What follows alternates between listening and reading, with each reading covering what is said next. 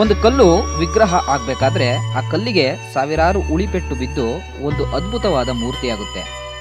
ಅದೇ ರೀತಿ 1994ರಲ್ಲಿ ಪ್ರಾರಂಭಗೊಂಡಂತಹ ಕುದೂರು ಪಟ್ಟಣದ ಗುರುಕುಲ ವಿದ್ಯಾಮಂದಿರ ಶಾಲೆಯಲ್ಲಿ ಸಾವಿರಾರು ಸಂಖ್ಯೆಯ ವಿದ್ಯಾರ್ಥಿಗಳ ಬದುಕಿಗೆ ಉತ್ತಮವಾದ ಶಿಕ್ಷಣವನ್ನು ನೀಡುತ್ತಾ ಜಿಲ್ಲೆಗೆ ಮತ್ತು ತಾಲೂಕಿಗೆ ಮಾದರಿ ಶಿಕ್ಷಣ ಸಂಸ್ಥೆಯಾಗಿ ಮಕ್ಕಳಿಗೆ ವಿದ್ಯೆಯನ್ನು ಕಲಿಸ್ತಾ ಇದೆ.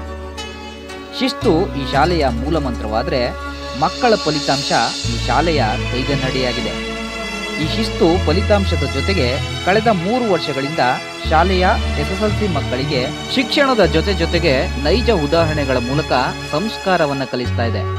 ತನ್ನ ತಂದೆ ತಾಯಿಯರಿಗೆ ಪಾದ ಪೂಜೆಯನ್ನ ಮಾಡಿ ಬೆಳದಿಂಗಳ ರಾತ್ರಿಯಲ್ಲಿ ಮಕ್ಕಳ ಪೋಷಕರು ತಮ್ಮ ಮಕ್ಕಳಿಗೆ ಕೈತುತ್ತನ್ನ ನೀಡಿ ಆನಂದ ಬಾಷ್ಪದ ಮೂಲಕ ತಮ್ಮ ಸಂತೋಷವನ್ನ ಹೊರಹಾಕಿದರು. ಕುದೂರು ಪಟ್ಟಣದ ಗುರುಕುಲ ವಿದ್ಯಾಮಂದಿರ ಶಾಲೆಯಲ್ಲಿ ಬೆಳದಿಂಗಳ ರಾತ್ರಿಯಲ್ಲಿ ನಡೆದ ಕಾರ್ಯಕ್ರಮವೇ ಮಾತಾಪಿತ್ರೋತ್ಸವ ಕಾರ್ಯಕ್ರಮ.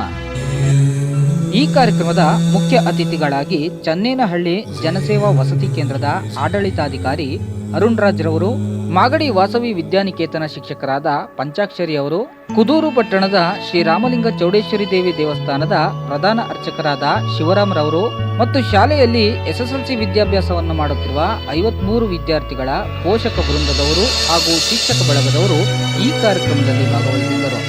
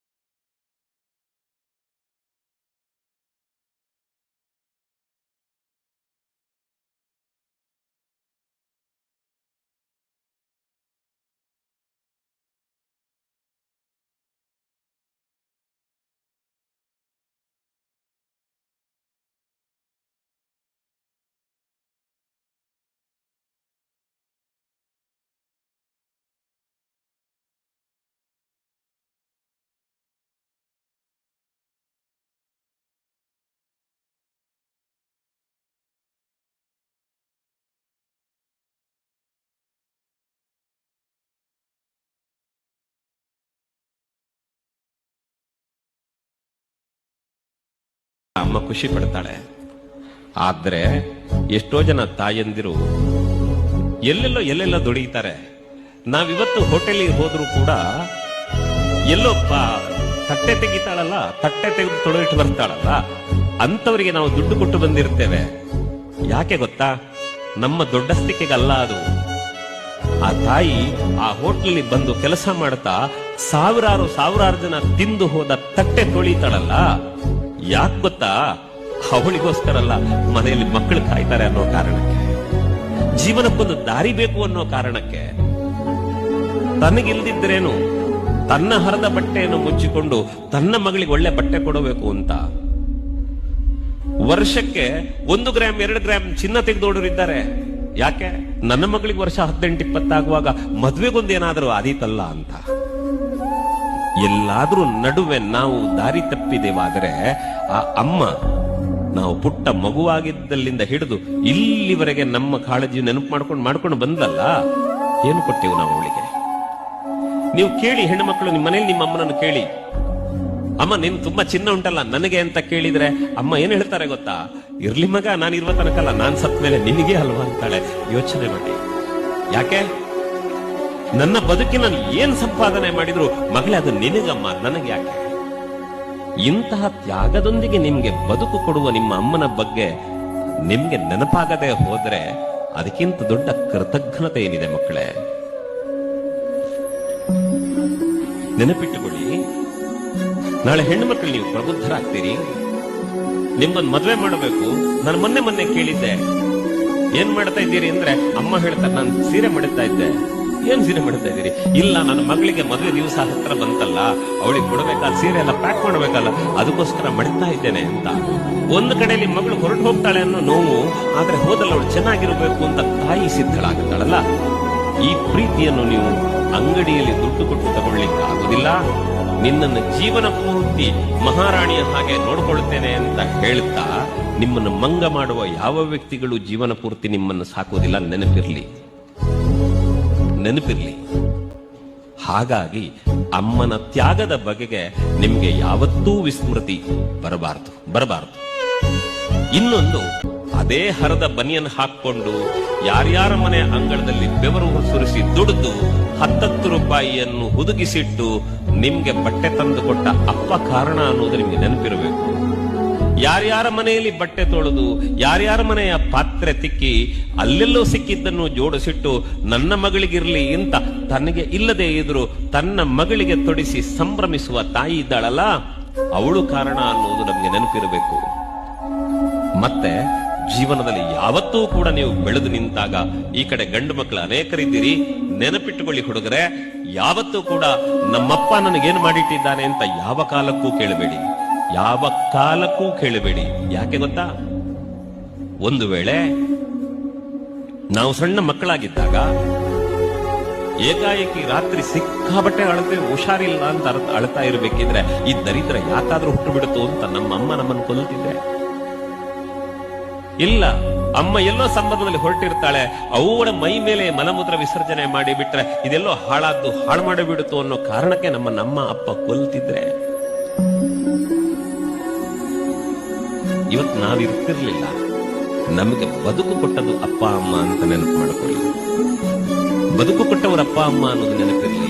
ಹಾಗಾಗಿ ನಮ್ಮನ್ನು ಉಳಿಸಿದ್ದಾರೆ, ನಮ್ಮ ಕೈಕಾಲು ಸರಿ ಇದೆ, ನಮ್ಮ ಕಣ್ಣು ಸರಿ ಇದೆ, ಬುದ್ಧಿ ಸರಿ ಇದೆ ಅಂದ ಮೇಲೆ ಇನ್ನು ನಮ್ಗೆ ಅಪ್ಪ ಅಮ್ಮ ಏನು ಕೊಟ್ಟಿದ್ದಾರೆ ಅಂತ ಕೇಳಬೇಡಿ. ಅಪ್ಪ ಅಮ್ಮನಿಗೆ ನಾನು ಏನು ಕೊಡಬೇಕಾದೀತು ಅನ್ನೋದನ್ನು ಯೋಚನೆ ಮಾಡಿಕೊಂಡು ಆ ದಾರಿಗೆ ಹೋಗಿ, ಅದು ನಿಜವಾದ ಬದುಕು.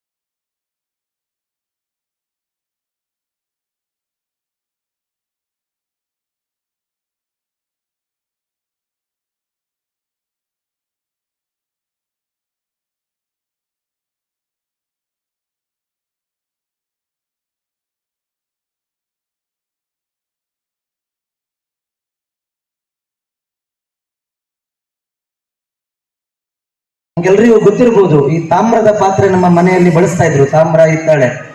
ಅದೇನು ಅಂತ ಕೇಳಿದ್ರೆ ಎಷ್ಟು ಸರ್ತಿ ತೊಳೆದ್ರು ಪುನಃ ಕೊಳೆ ಬರುತ್ತೆ, ಪುನಃ ಪುನಃ ತೊಳಿಬೇಕು. ಹಾಗೆ ಈ ಎಲ್ಲ ಕಾರ್ಯಕ್ರಮಗಳು ಏನ್ ಮಾಡ್ತವೆ ಅಂತ ಕೇಳಿದ್ರೆ ನಮ್ಮ ಮನಸ್ಸಲ್ಲಿರುವಂತಹ ಅಹಂಕಾರ, ಅಜ್ಞಾನ ಇತ್ಯಾದಿ ಕಲ್ಮಶವನ್ನ ದೂರ ಮಾಡಿ ಜ್ಞಾನವನ್ನ ತುಂಬುತ್ತೆ, ಹೊಸ ಸಂತೋಷವನ್ನ ತುಂಬುತ್ತೆ, ಹೊಸ ಹುರುಪನ್ನ ತುಂಬುತ್ತೆ.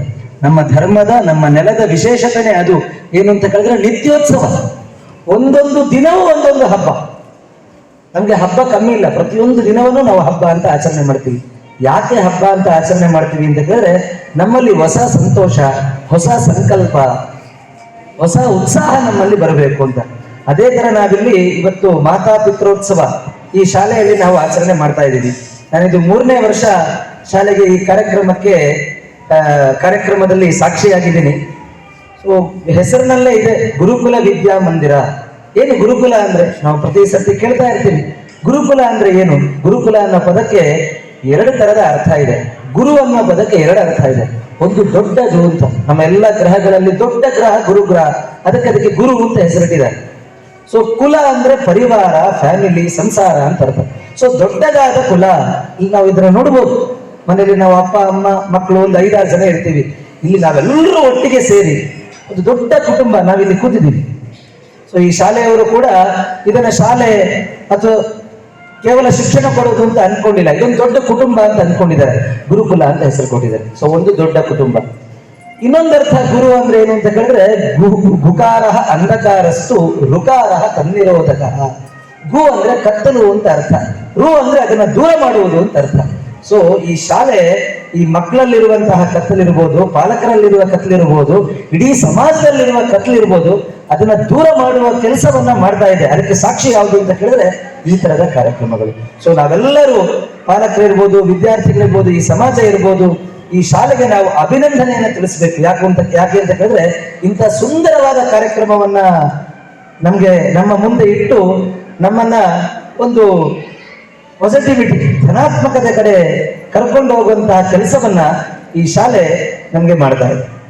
ಈ ಕಾರ್ಯಕ್ರಮ ಏನ್ ಹೇಳುತ್ತೆ ಅಂತ ಕೇಳಿದ್ರೆ, ಜಗತ್ತಿನಲ್ಲಿ ಅಪ್ಪ ಅಮ್ಮಂದಿರಿಗೆ ದೇವರಿಗಿಂತ ದೊಡ್ಡ ಸ್ಥಾನ ಕೊಟ್ಟಿದ್ದೊಂದು ಧರ್ಮ ಅಂತಿದ್ರೆ ನಮ್ಮ ಈ ನೆಲದ ಸನಾತನ ಧರ್ಮ, ಹಿಂದೂ ಧರ್ಮ.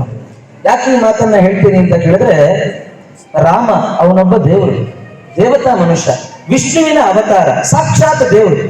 ಅವನು ದೇವರಾಗಿ ಹುಟ್ಟಿ ಬಂದರೂ ಕೂಡ ಅವನು ಕೊನೆಗೆ ಕೇಳುವ ಮಾತು ಯಾರ್ದು ಅಂತ ಹೇಳಿದ್ರೆ ಅಪ್ಪ ಅಮ್ಮ. ಕೃಷ್ಣ ಅವನೊಬ್ಬ ದೇವತಾ ಮನುಷ್ಯ, ವಿಷ್ಣುವಿನ ಅವತಾರ. ಅವನು ಏನು ಹೇಳ್ತಾನೋ ಅದೇ ಶಾಸನ ಆಗುತ್ತೆ. ಆದ್ರೂ ಕೂಡ ಅವನು ಕೇಳೋದು ಯಾರ ಮಾತು ಅಂತ ಕೇಳಿದ್ರೆ ಯಶೋದೆಯ ಮಾತು. ಯಶೋದೆಯ ಮಾತನ್ನ ಅವನು ಕೇಳ್ತಾ ಇರ್ಲಿಲ್ಲ. ಯಶೋದೆ ಹೇಳ್ತಾಳೆ, ಕೇಳಪ್ಪ ನನ್ನ ಮಾತನ್ನ ಅಂತ. ಅಷ್ಟು ದೊಡ್ಡ ದೇವರಾಗಿದ್ರು ಕೂಡ, ಮುಖದಲ್ಲೇ ಬ್ರಹ್ಮಾಂಡವನ್ನು ತೋರಿಸಿದವನಾದ್ರೂ ಕೂಡ ತಾಯಿಯ ಮಾತನ್ನ ಕೇಳ್ತಾಳೆ. ತಾಯಿ ಕಟ್ಟಿ ಹಾಕ್ತಾಳೆ ಮರಕ್ಕೆ, ಆ ಮರವನ್ನೇ ಉರುಳಿಸುವಂತ ಶಕ್ತಿ ಅವನಿಗಿರುತ್ತೆ. ಆದ್ರೆ ಅಲ್ಲೇ ಉಳ್ಕೊಳ್ತಾನೆ. ಯಾಕೆ ಅಂತ ಕೇಳಿದ್ರೆ ಅಪ್ಪ ಅಮ್ಮನಿಗೆ ಅಷ್ಟು ಬೆಲೆ. ಸೊ ದೇವರು ಕೂಡ ಬೆಲೆ ಕೊಡುವಂತ ಸ್ಥಾನ ಜಗತ್ತಿನಲ್ಲಿ ಒಂದು ಇದ್ರೆ ಅದು ಅಪ್ಪ ಅಮ್ಮನ ಸ್ಥಾನ. ಜಗತ್ತಿನಲ್ಲಿ ಅತ್ಯಂತ ದೊಡ್ಡ ಸ್ಥಾನ, ಬೆಲೆ ಕಟ್ಟಲಿಕ್ಕೆ ಸಾಧ್ಯವಾಗದೇ ಇರುವ ಸ್ಥಾನ ಅದು ಯಾವುದು ಅಂತ ಕೇಳಿದ್ರೆ ಅಪ್ಪ ಅಮ್ಮನ ಸ್ಥಾನ.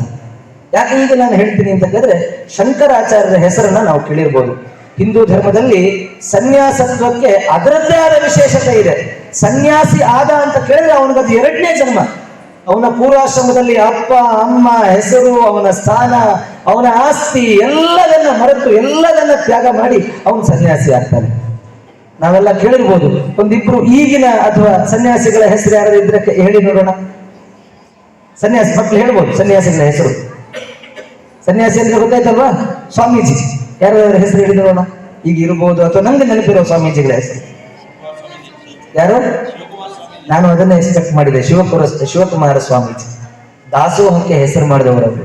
ಸೊ ಅವರು ಕೂಡ ಹಾಗೆ ಅವರ ಪೂರ್ವಾಶ್ರಮವನ್ನು ಪೂರ್ತಿ ಕಳಿಸಿ ಮಾನವ ಸಂಕುಲದ ಒಳ್ಳೆತನಕ್ಕೋಸ್ಕರ ಇಡೀ ಜೀವನವನ್ನ ಇದು ಮಾಡಿದ್ರು. ಹಾಗೆ ಶಂಕರಾಚಾರ್ಯರು ಕೂಡ ಅವರ ಪೂರ್ವಾಶ್ರಮವನ್ನು ಪೂರ್ತಿ ಬಿಟ್ಟು ಅವರು ಸಮಾಜಕ್ಕೋಸ್ಕರ, ನಮ್ಮ ಧರ್ಮಕ್ಕೋಸ್ಕರ ಕೆಲಸವನ್ನ ಮಾಡಿದ್ರು. ಸನ್ಯಾಸಾಶ್ರಮದಲ್ಲಿ ಒಂದು ನಿಯಮ ಇದೆ. ಅದು ಏನು ಅಂತ ಕೇಳಿದ್ರೆ, ಒಂದು ಸರ್ತಿ ಸನ್ಯಾಸಿ ಆಗಿ ಹೊರಟ ಮೇಲೆ ಅವನು ವಾಪಸ್ ಮನೆಗೆ ಬರುವಾಗಿಲ್ಲ, ಅವನ ಅಪ್ಪನಿಗೆ ನಮಸ್ಕಾರ ಮಾಡುವಾಗಿಲ್ಲ, ಅಪ್ಪ ಅಮ್ಮನ ಅಂತ್ಯ ಸಂಸ್ಕಾರಕ್ಕೆ ಬರುವಾಗಿಲ್ಲ. ಆದ್ರೆ ಶಂಕರಾಚಾರ್ಯರು ಆಗಿನ ಕಾಲದ ಎಲ್ಲಾ ನಿಯಮವನ್ನ ಬದಿಗಿಟ್ಟು ಅವರು ಕೇದಾರನಾಥದಲ್ಲಿ ಇರ್ತಾರೆ.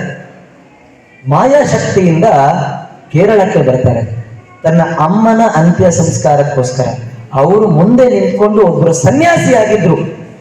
ಇಡೀ ವೇದವನ್ನ ಇಡೀ ಭಾರತಕ್ಕೆ ಹರಡದಂತ ಒಬ್ಬ ಮಹಾಪುರುಷರು.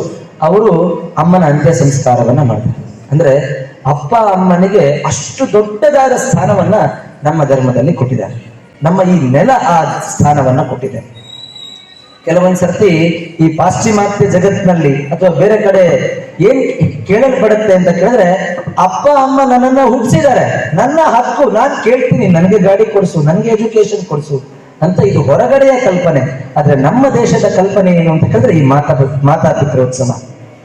ನನಗೆ ನೀನು ಕಷ್ಟಪಟ್ಟು ನೀನು ತ್ಯಾಗ ಮಾಡಿ ನೀನು ಯಾವುದೇ ಸುಖ ಸಂಪತ್ತನ್ನ ಬಯಸದೆ ನನಗೆ ಕೊಡ್ತಾ ಇದೀಯಾ, ನಾನು ನಿನಗೆ ಕೃತಜ್ಞನಾಗಿದ್ದೇನೆ, ನಾನು ನಿನಗೆ ಪೂಜೆ ಮಾಡ್ತೇನೆ, ನಾನು ನಿನ್ನ ಮಾತನ್ನ ಕೇಳ್ತೇನೆ. ಜಗತ್ತು, ಆಸ್ತಿ ಪಾಸ್ತಿ, ಚಿನ್ನ ಒಂದು ಕಡೆ ಆದ್ರೆ ಅದೆಲ್ಲ ತಿರಸ್ಕರಿಸಿ ನಾನು ನಿನ್ಗೋಸ್ಕರ ಇರ್ತೀನಿ ಅಂತ ಹೇಳುವ ಸಂಸ್ಕೃತಿ ನಮ್ಮ ನೆಲದ್ದು.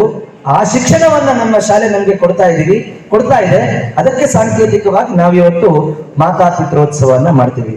ನಮ್ಮ ಇಡೀ ಇತಿಹಾಸ ಪುರಾಣ ಗಮನಿಸಿದಾಗ ನೋಡ್ಲಿಕ್ಕೆ ಸಿಗುವುದೇನು ಅಂತ ಕೇಳಿದ್ರೆ, ಅಪ್ಪ ಅಮ್ಮನನ್ನ ದೊಡ್ಡ ಸ್ಥಾನದಲ್ಲಿಟ್ಟು ಅಪ್ಪ ಅಮ್ಮನ ಆಶೀರ್ವಾದದಲ್ಲೇ ದೊಡ್ಡದಾಗಿ ಬೆಳೆದಿರುವಂತದನ್ನ ನಾವು ಗಮನಿಸಬಹುದು. ಮೊದಲನೇದಾಗಿ ಇಲ್ಲಿ ಭಾವಚಿತ್ರವನ್ನ ಇಟ್ಟಿದ್ದಾರೆ. ಶ್ರೀರಾಮ, ಮರ್ಯಾದಾ ಪುರುಷೋತ್ತಮ ಶ್ರೀರಾಮ. ಅವನ ಜೀವನದಲ್ಲಿ ಅವನು ದೇವತಾ ಮನುಷ್ಯ, ಅವನು ವಿಷ್ಣುವಿನ ಅವತಾರ. ಇಡೀ ಅಯೋಧ್ಯೆ ಅವನಿಗೆ ಪಟ್ಟಾಭಿಷೇಕ ಮಾಡಬೇಕು ಅಂತ ಸಿದ್ಧ ಆಗಿದೆ. ಎಲ್ಲಾ ಬ್ರಾಹ್ಮಣರು, ಎಲ್ಲಾ ಪುರೋಹಿತರು ಮುಹೂರ್ತ ಇಟ್ಟಿದ್ದಾರೆ. ಇಂಥ ಮುಹೂರ್ತದಲ್ಲಿ ರಾಮನಿಗೆ ಪಟ್ಟಾಭಿಷೇಕ.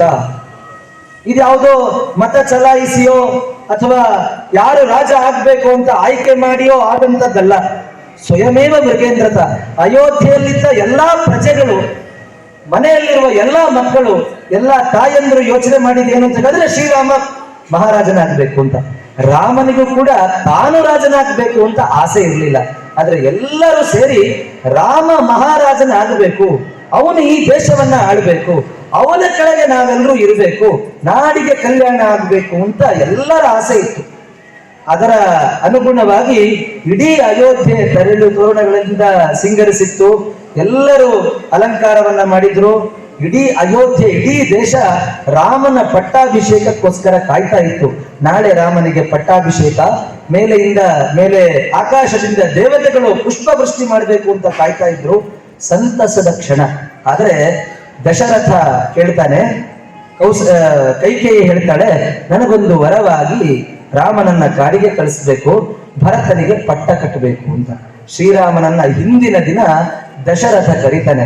ಕರೆದು ಹೇಳ್ತಾನೆ, ನೋಡು ಕೈಕೇಯಿ ನಿನ್ನ ಚಿಕ್ಕಮ್ಮ ಈ ತರದಲ್ಲಿ ಹೇಳ್ತಾ ಇದ್ದಾಳೆ, ನೀನು ಕಾಡಿಗೆ ಹೋಗ್ಬೇಕು, ಭರತನಿಗೆ ಪಟ್ಟಾಭಿಷೇಕ ಮಾಡಬೇಕು.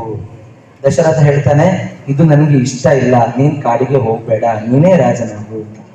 ಆದ್ರೆ ಆ ದೇವತಾ ಮನುಷ್ಯ ರಾಮ ಹೇಳಬಹುದಿತ್ತು, ಇಡೀ ಅಯೋಧ್ಯೆ ನನಗೆ ಸಪೋರ್ಟ್ ಇದೆ, ಮನೆಯಲ್ಲಿ ಎಲ್ಲರೂ ನನಗೆ ಸಪೋರ್ಟ್ ಇದ್ದಾರೆ, ದೇವತೆಗಳು ನನಗೆ ಸಪೋರ್ಟ್ ಇದ್ದಾರೆ, ಋಷಿ ಮುನಿಗಳು ನನಗೆ ಸಪೋರ್ಟ್ ಇದ್ದಾರೆ, ನೀನೇ ಸಪೋರ್ಟ್ ಇದೆಯಾ, ನಾನ್ ಕಾಡಿಗೆ ಹೋಗಲ್ಲ ಅಂತ ಶ್ರೀರಾಮ ಹೇಳಬಹುದಿತ್ತು. ಆದ್ರೆ ಅಗೈನ್ ಏನು ಅಂತ ಕೇಳಿದ್ರೆ ವ್ಯಾಲ್ಯೂಸ್. ಶ್ರೀರಾಮ ವಾಸ್ತವಿಕತೆ ಮತ್ತೆ ಅವನಿಗಿರುವಂತ ಬೆಂಬಲ ಅದೆಲ್ಲದನ್ನ ಬದಿಗಿಟ್ಟು ಆದರ್ಶವನ್ನ ಎತ್ತಿಡ್ತಾನೆ. ಅಪ್ಪ ಅಮ್ಮನಿಗೆ ಗೌರವ ಕೊಡಬೇಕು ಅನ್ನೋದನ್ನ ಎತ್ತಿಕೊಡ್ತಾನೆ.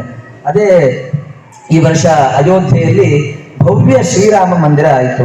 ಈ ಶ್ರೀರಾಮ ಯಾವುದೋ ಒಂದು ಜಾತಿಗೋ ಯಾವುದೋ ಒಂದು ಧರ್ಮಕ್ಕೋ ಮೀಸಲಾದವನಲ್ಲ. ಶ್ರೀರಾಮ ಮಾನವತಾ ಧರ್ಮಕ್ಕೆ ಮೀಸಲಾದವನು.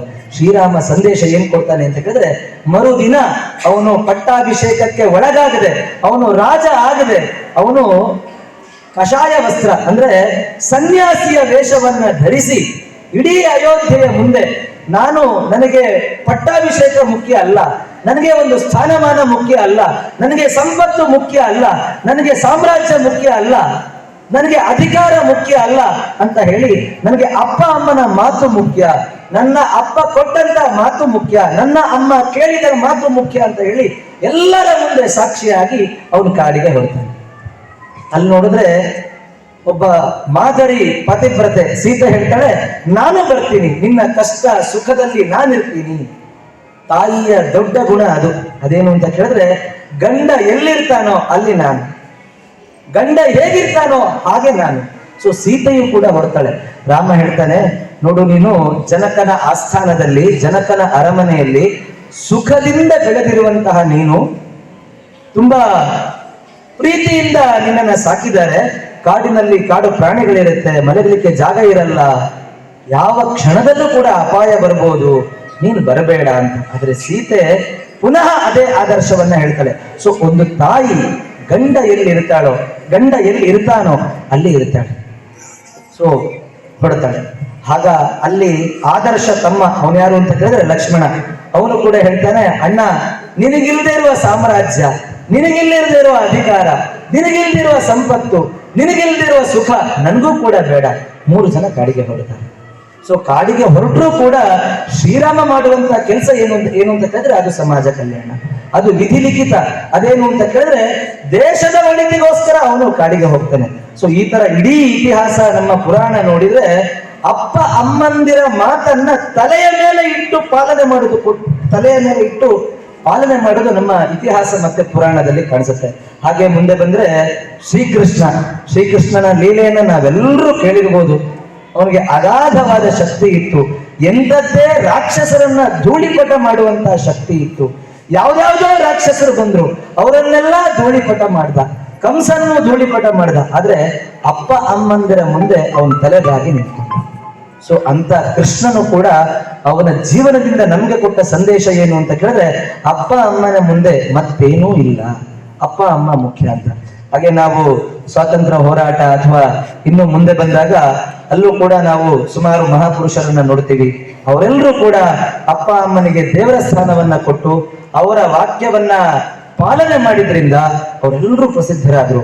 ಸ್ವಾಮಿ ವಿವೇಕಾನಂದರ ಹೆಸರನ್ನ ನಾವು ಕೇಳಿರ್ಬೋದು, ಅವರ ಚಿತ್ರವನ್ನು ಕೂಡ ನಾವು ನೋಡಿರ್ಬೋದು. ನಮ್ಮ ಅಜ್ಜ ಮುತ್ತಜ್ಜ, ಅಜ್ಜನ ಹೆಸರು ಗೊತ್ತಿರ್ಬೋದು, ಮುತ್ತಜ್ಜನ ಹೆಸರು ನಮ್ಗೆ ಯಾರಿಗೂ ಗೊತ್ತಿರ್ಲಿಕ್ಕಿಲ್ಲ. ಹೆಸರು ಗೊತ್ತಿದ್ರು ಕೂಡ ಮುತ್ತಜ್ಜನ ಮುಖ ಅಂತೂ ನೆನಪಿರ್ಲಿಕ್ಕೆ ಸಾಧ್ಯ ಇಲ್ಲ. ಅವರ ಅಜ್ಜನ ಮುಖ ದೇವರಾಣೆಗೂ ನೆನಪಿರ್ಲಿಕ್ಕಿಲ್ಲ. ಆದ್ರೆ ಅವರೆಲ್ಲರ ಅಜ್ಜ ಮುತ್ತಜ್ಜನಿಗಿಂತಲೂ ದೊಡ್ಡವರಾಗಿದ್ದಂಥವ್ರು ಸ್ವಾಮಿ ವಿವೇಕಾನಂದರು. ಆದ್ರೆ ಅವರ ಹೆಸರನ್ನ ನಾವು ಇವತ್ತು ನೆನಪಿಟ್ಕೊಂಡಿದೀವಿ, ಅವರ ಮುಖ ನನಗೆ ನೆನಪಿದೆ. ಯಾಕೆ ಅಂತ ಕೇಳಿದ್ರೆ ಅವರ ಅಪ್ಪ ಅಮ್ಮನಿಗೆ ಬೆಲೆ ಕೊಟ್ಟಿದ್ರು. ಏನು ಅಂತ ಕೇಳಿದ್ರೆ ಗಂಗಾ ನದಿಯ ಕಲ್ಕತ್ತಾದಲ್ಲಿ ಗಂಗಾ ನದಿಯ ದಡದಲ್ಲಿ ನಡ್ಕೊಂಡು ಹೋಗ್ತಿರುವಂತಹ ಸಂದರ್ಭದಲ್ಲಿ ಒಬ್ಬ ಬ್ರಿಟಿಷ್ ಅಧಿಕಾರಿ, ಸಾಮಾನ್ಯ ಅಧಿಕಾರಿ ಒಂದು ಕುದುರೆಯ ಗಾಡಿಯಲ್ಲಿ ಬರ್ತಾನೆ. ಕುದುರೆಯ ಗಾಡಿಯಲ್ಲಿ ಬಂದಾಗ ಇವನು ನೋಡ್ತಾನೆ, ಸ್ವಾಮಿ ವಿವೇಕಾನಂದರ ಪೂರ್ವಾಶ್ರಮದ ಹೆಸರು ನರೇಂದ್ರ ಅಂತ. ನರೇನ್ ಅಂತ ಪ್ರೀತಿಯಿಂದ ಕರೀತಾ ಇದ್ರು. ಅವರು ನೋಡಿದ ಮೇಲೆ ನರೇನ್ಗೆ ನಾನು ಹಾಗೆ ಆಗಬೇಕು, ನಾನೊಂದು ಕುದುರೆ ಗಾಡಿಯನ್ನ ಓಡಿಸ್ಬೇಕು ಅಂತ ಅವರ ಮನಸ್ಸಲ್ಲಿ ಇತ್ತು. ಸೊ ಮನೆಗೆ ಹೋದ್ಮೇಲೆ ನರೇನ್ ಅಮ್ಮನಿಗೆ ಹೇಳ್ತಾನೆ, ನಾನು ಕುದುರೆ ಗಾಡಿಯನ್ನ ಓಡಿಸುವಂತವನಾಗ್ಬೇಕು, ನಾನು ಕುದುರೆ ಗಾಡಿಯನ್ನ ಓಡಿಸ್ತೀನಿ ಅಂತ. ಆಗ ತಾಯಿ, ಸ್ವಾಮಿ ವಿವೇಕಾನಂದರ ತಾಯಿಯ ಹೆಸರೇನು? ಭುವನೇಶ್ವರಿ.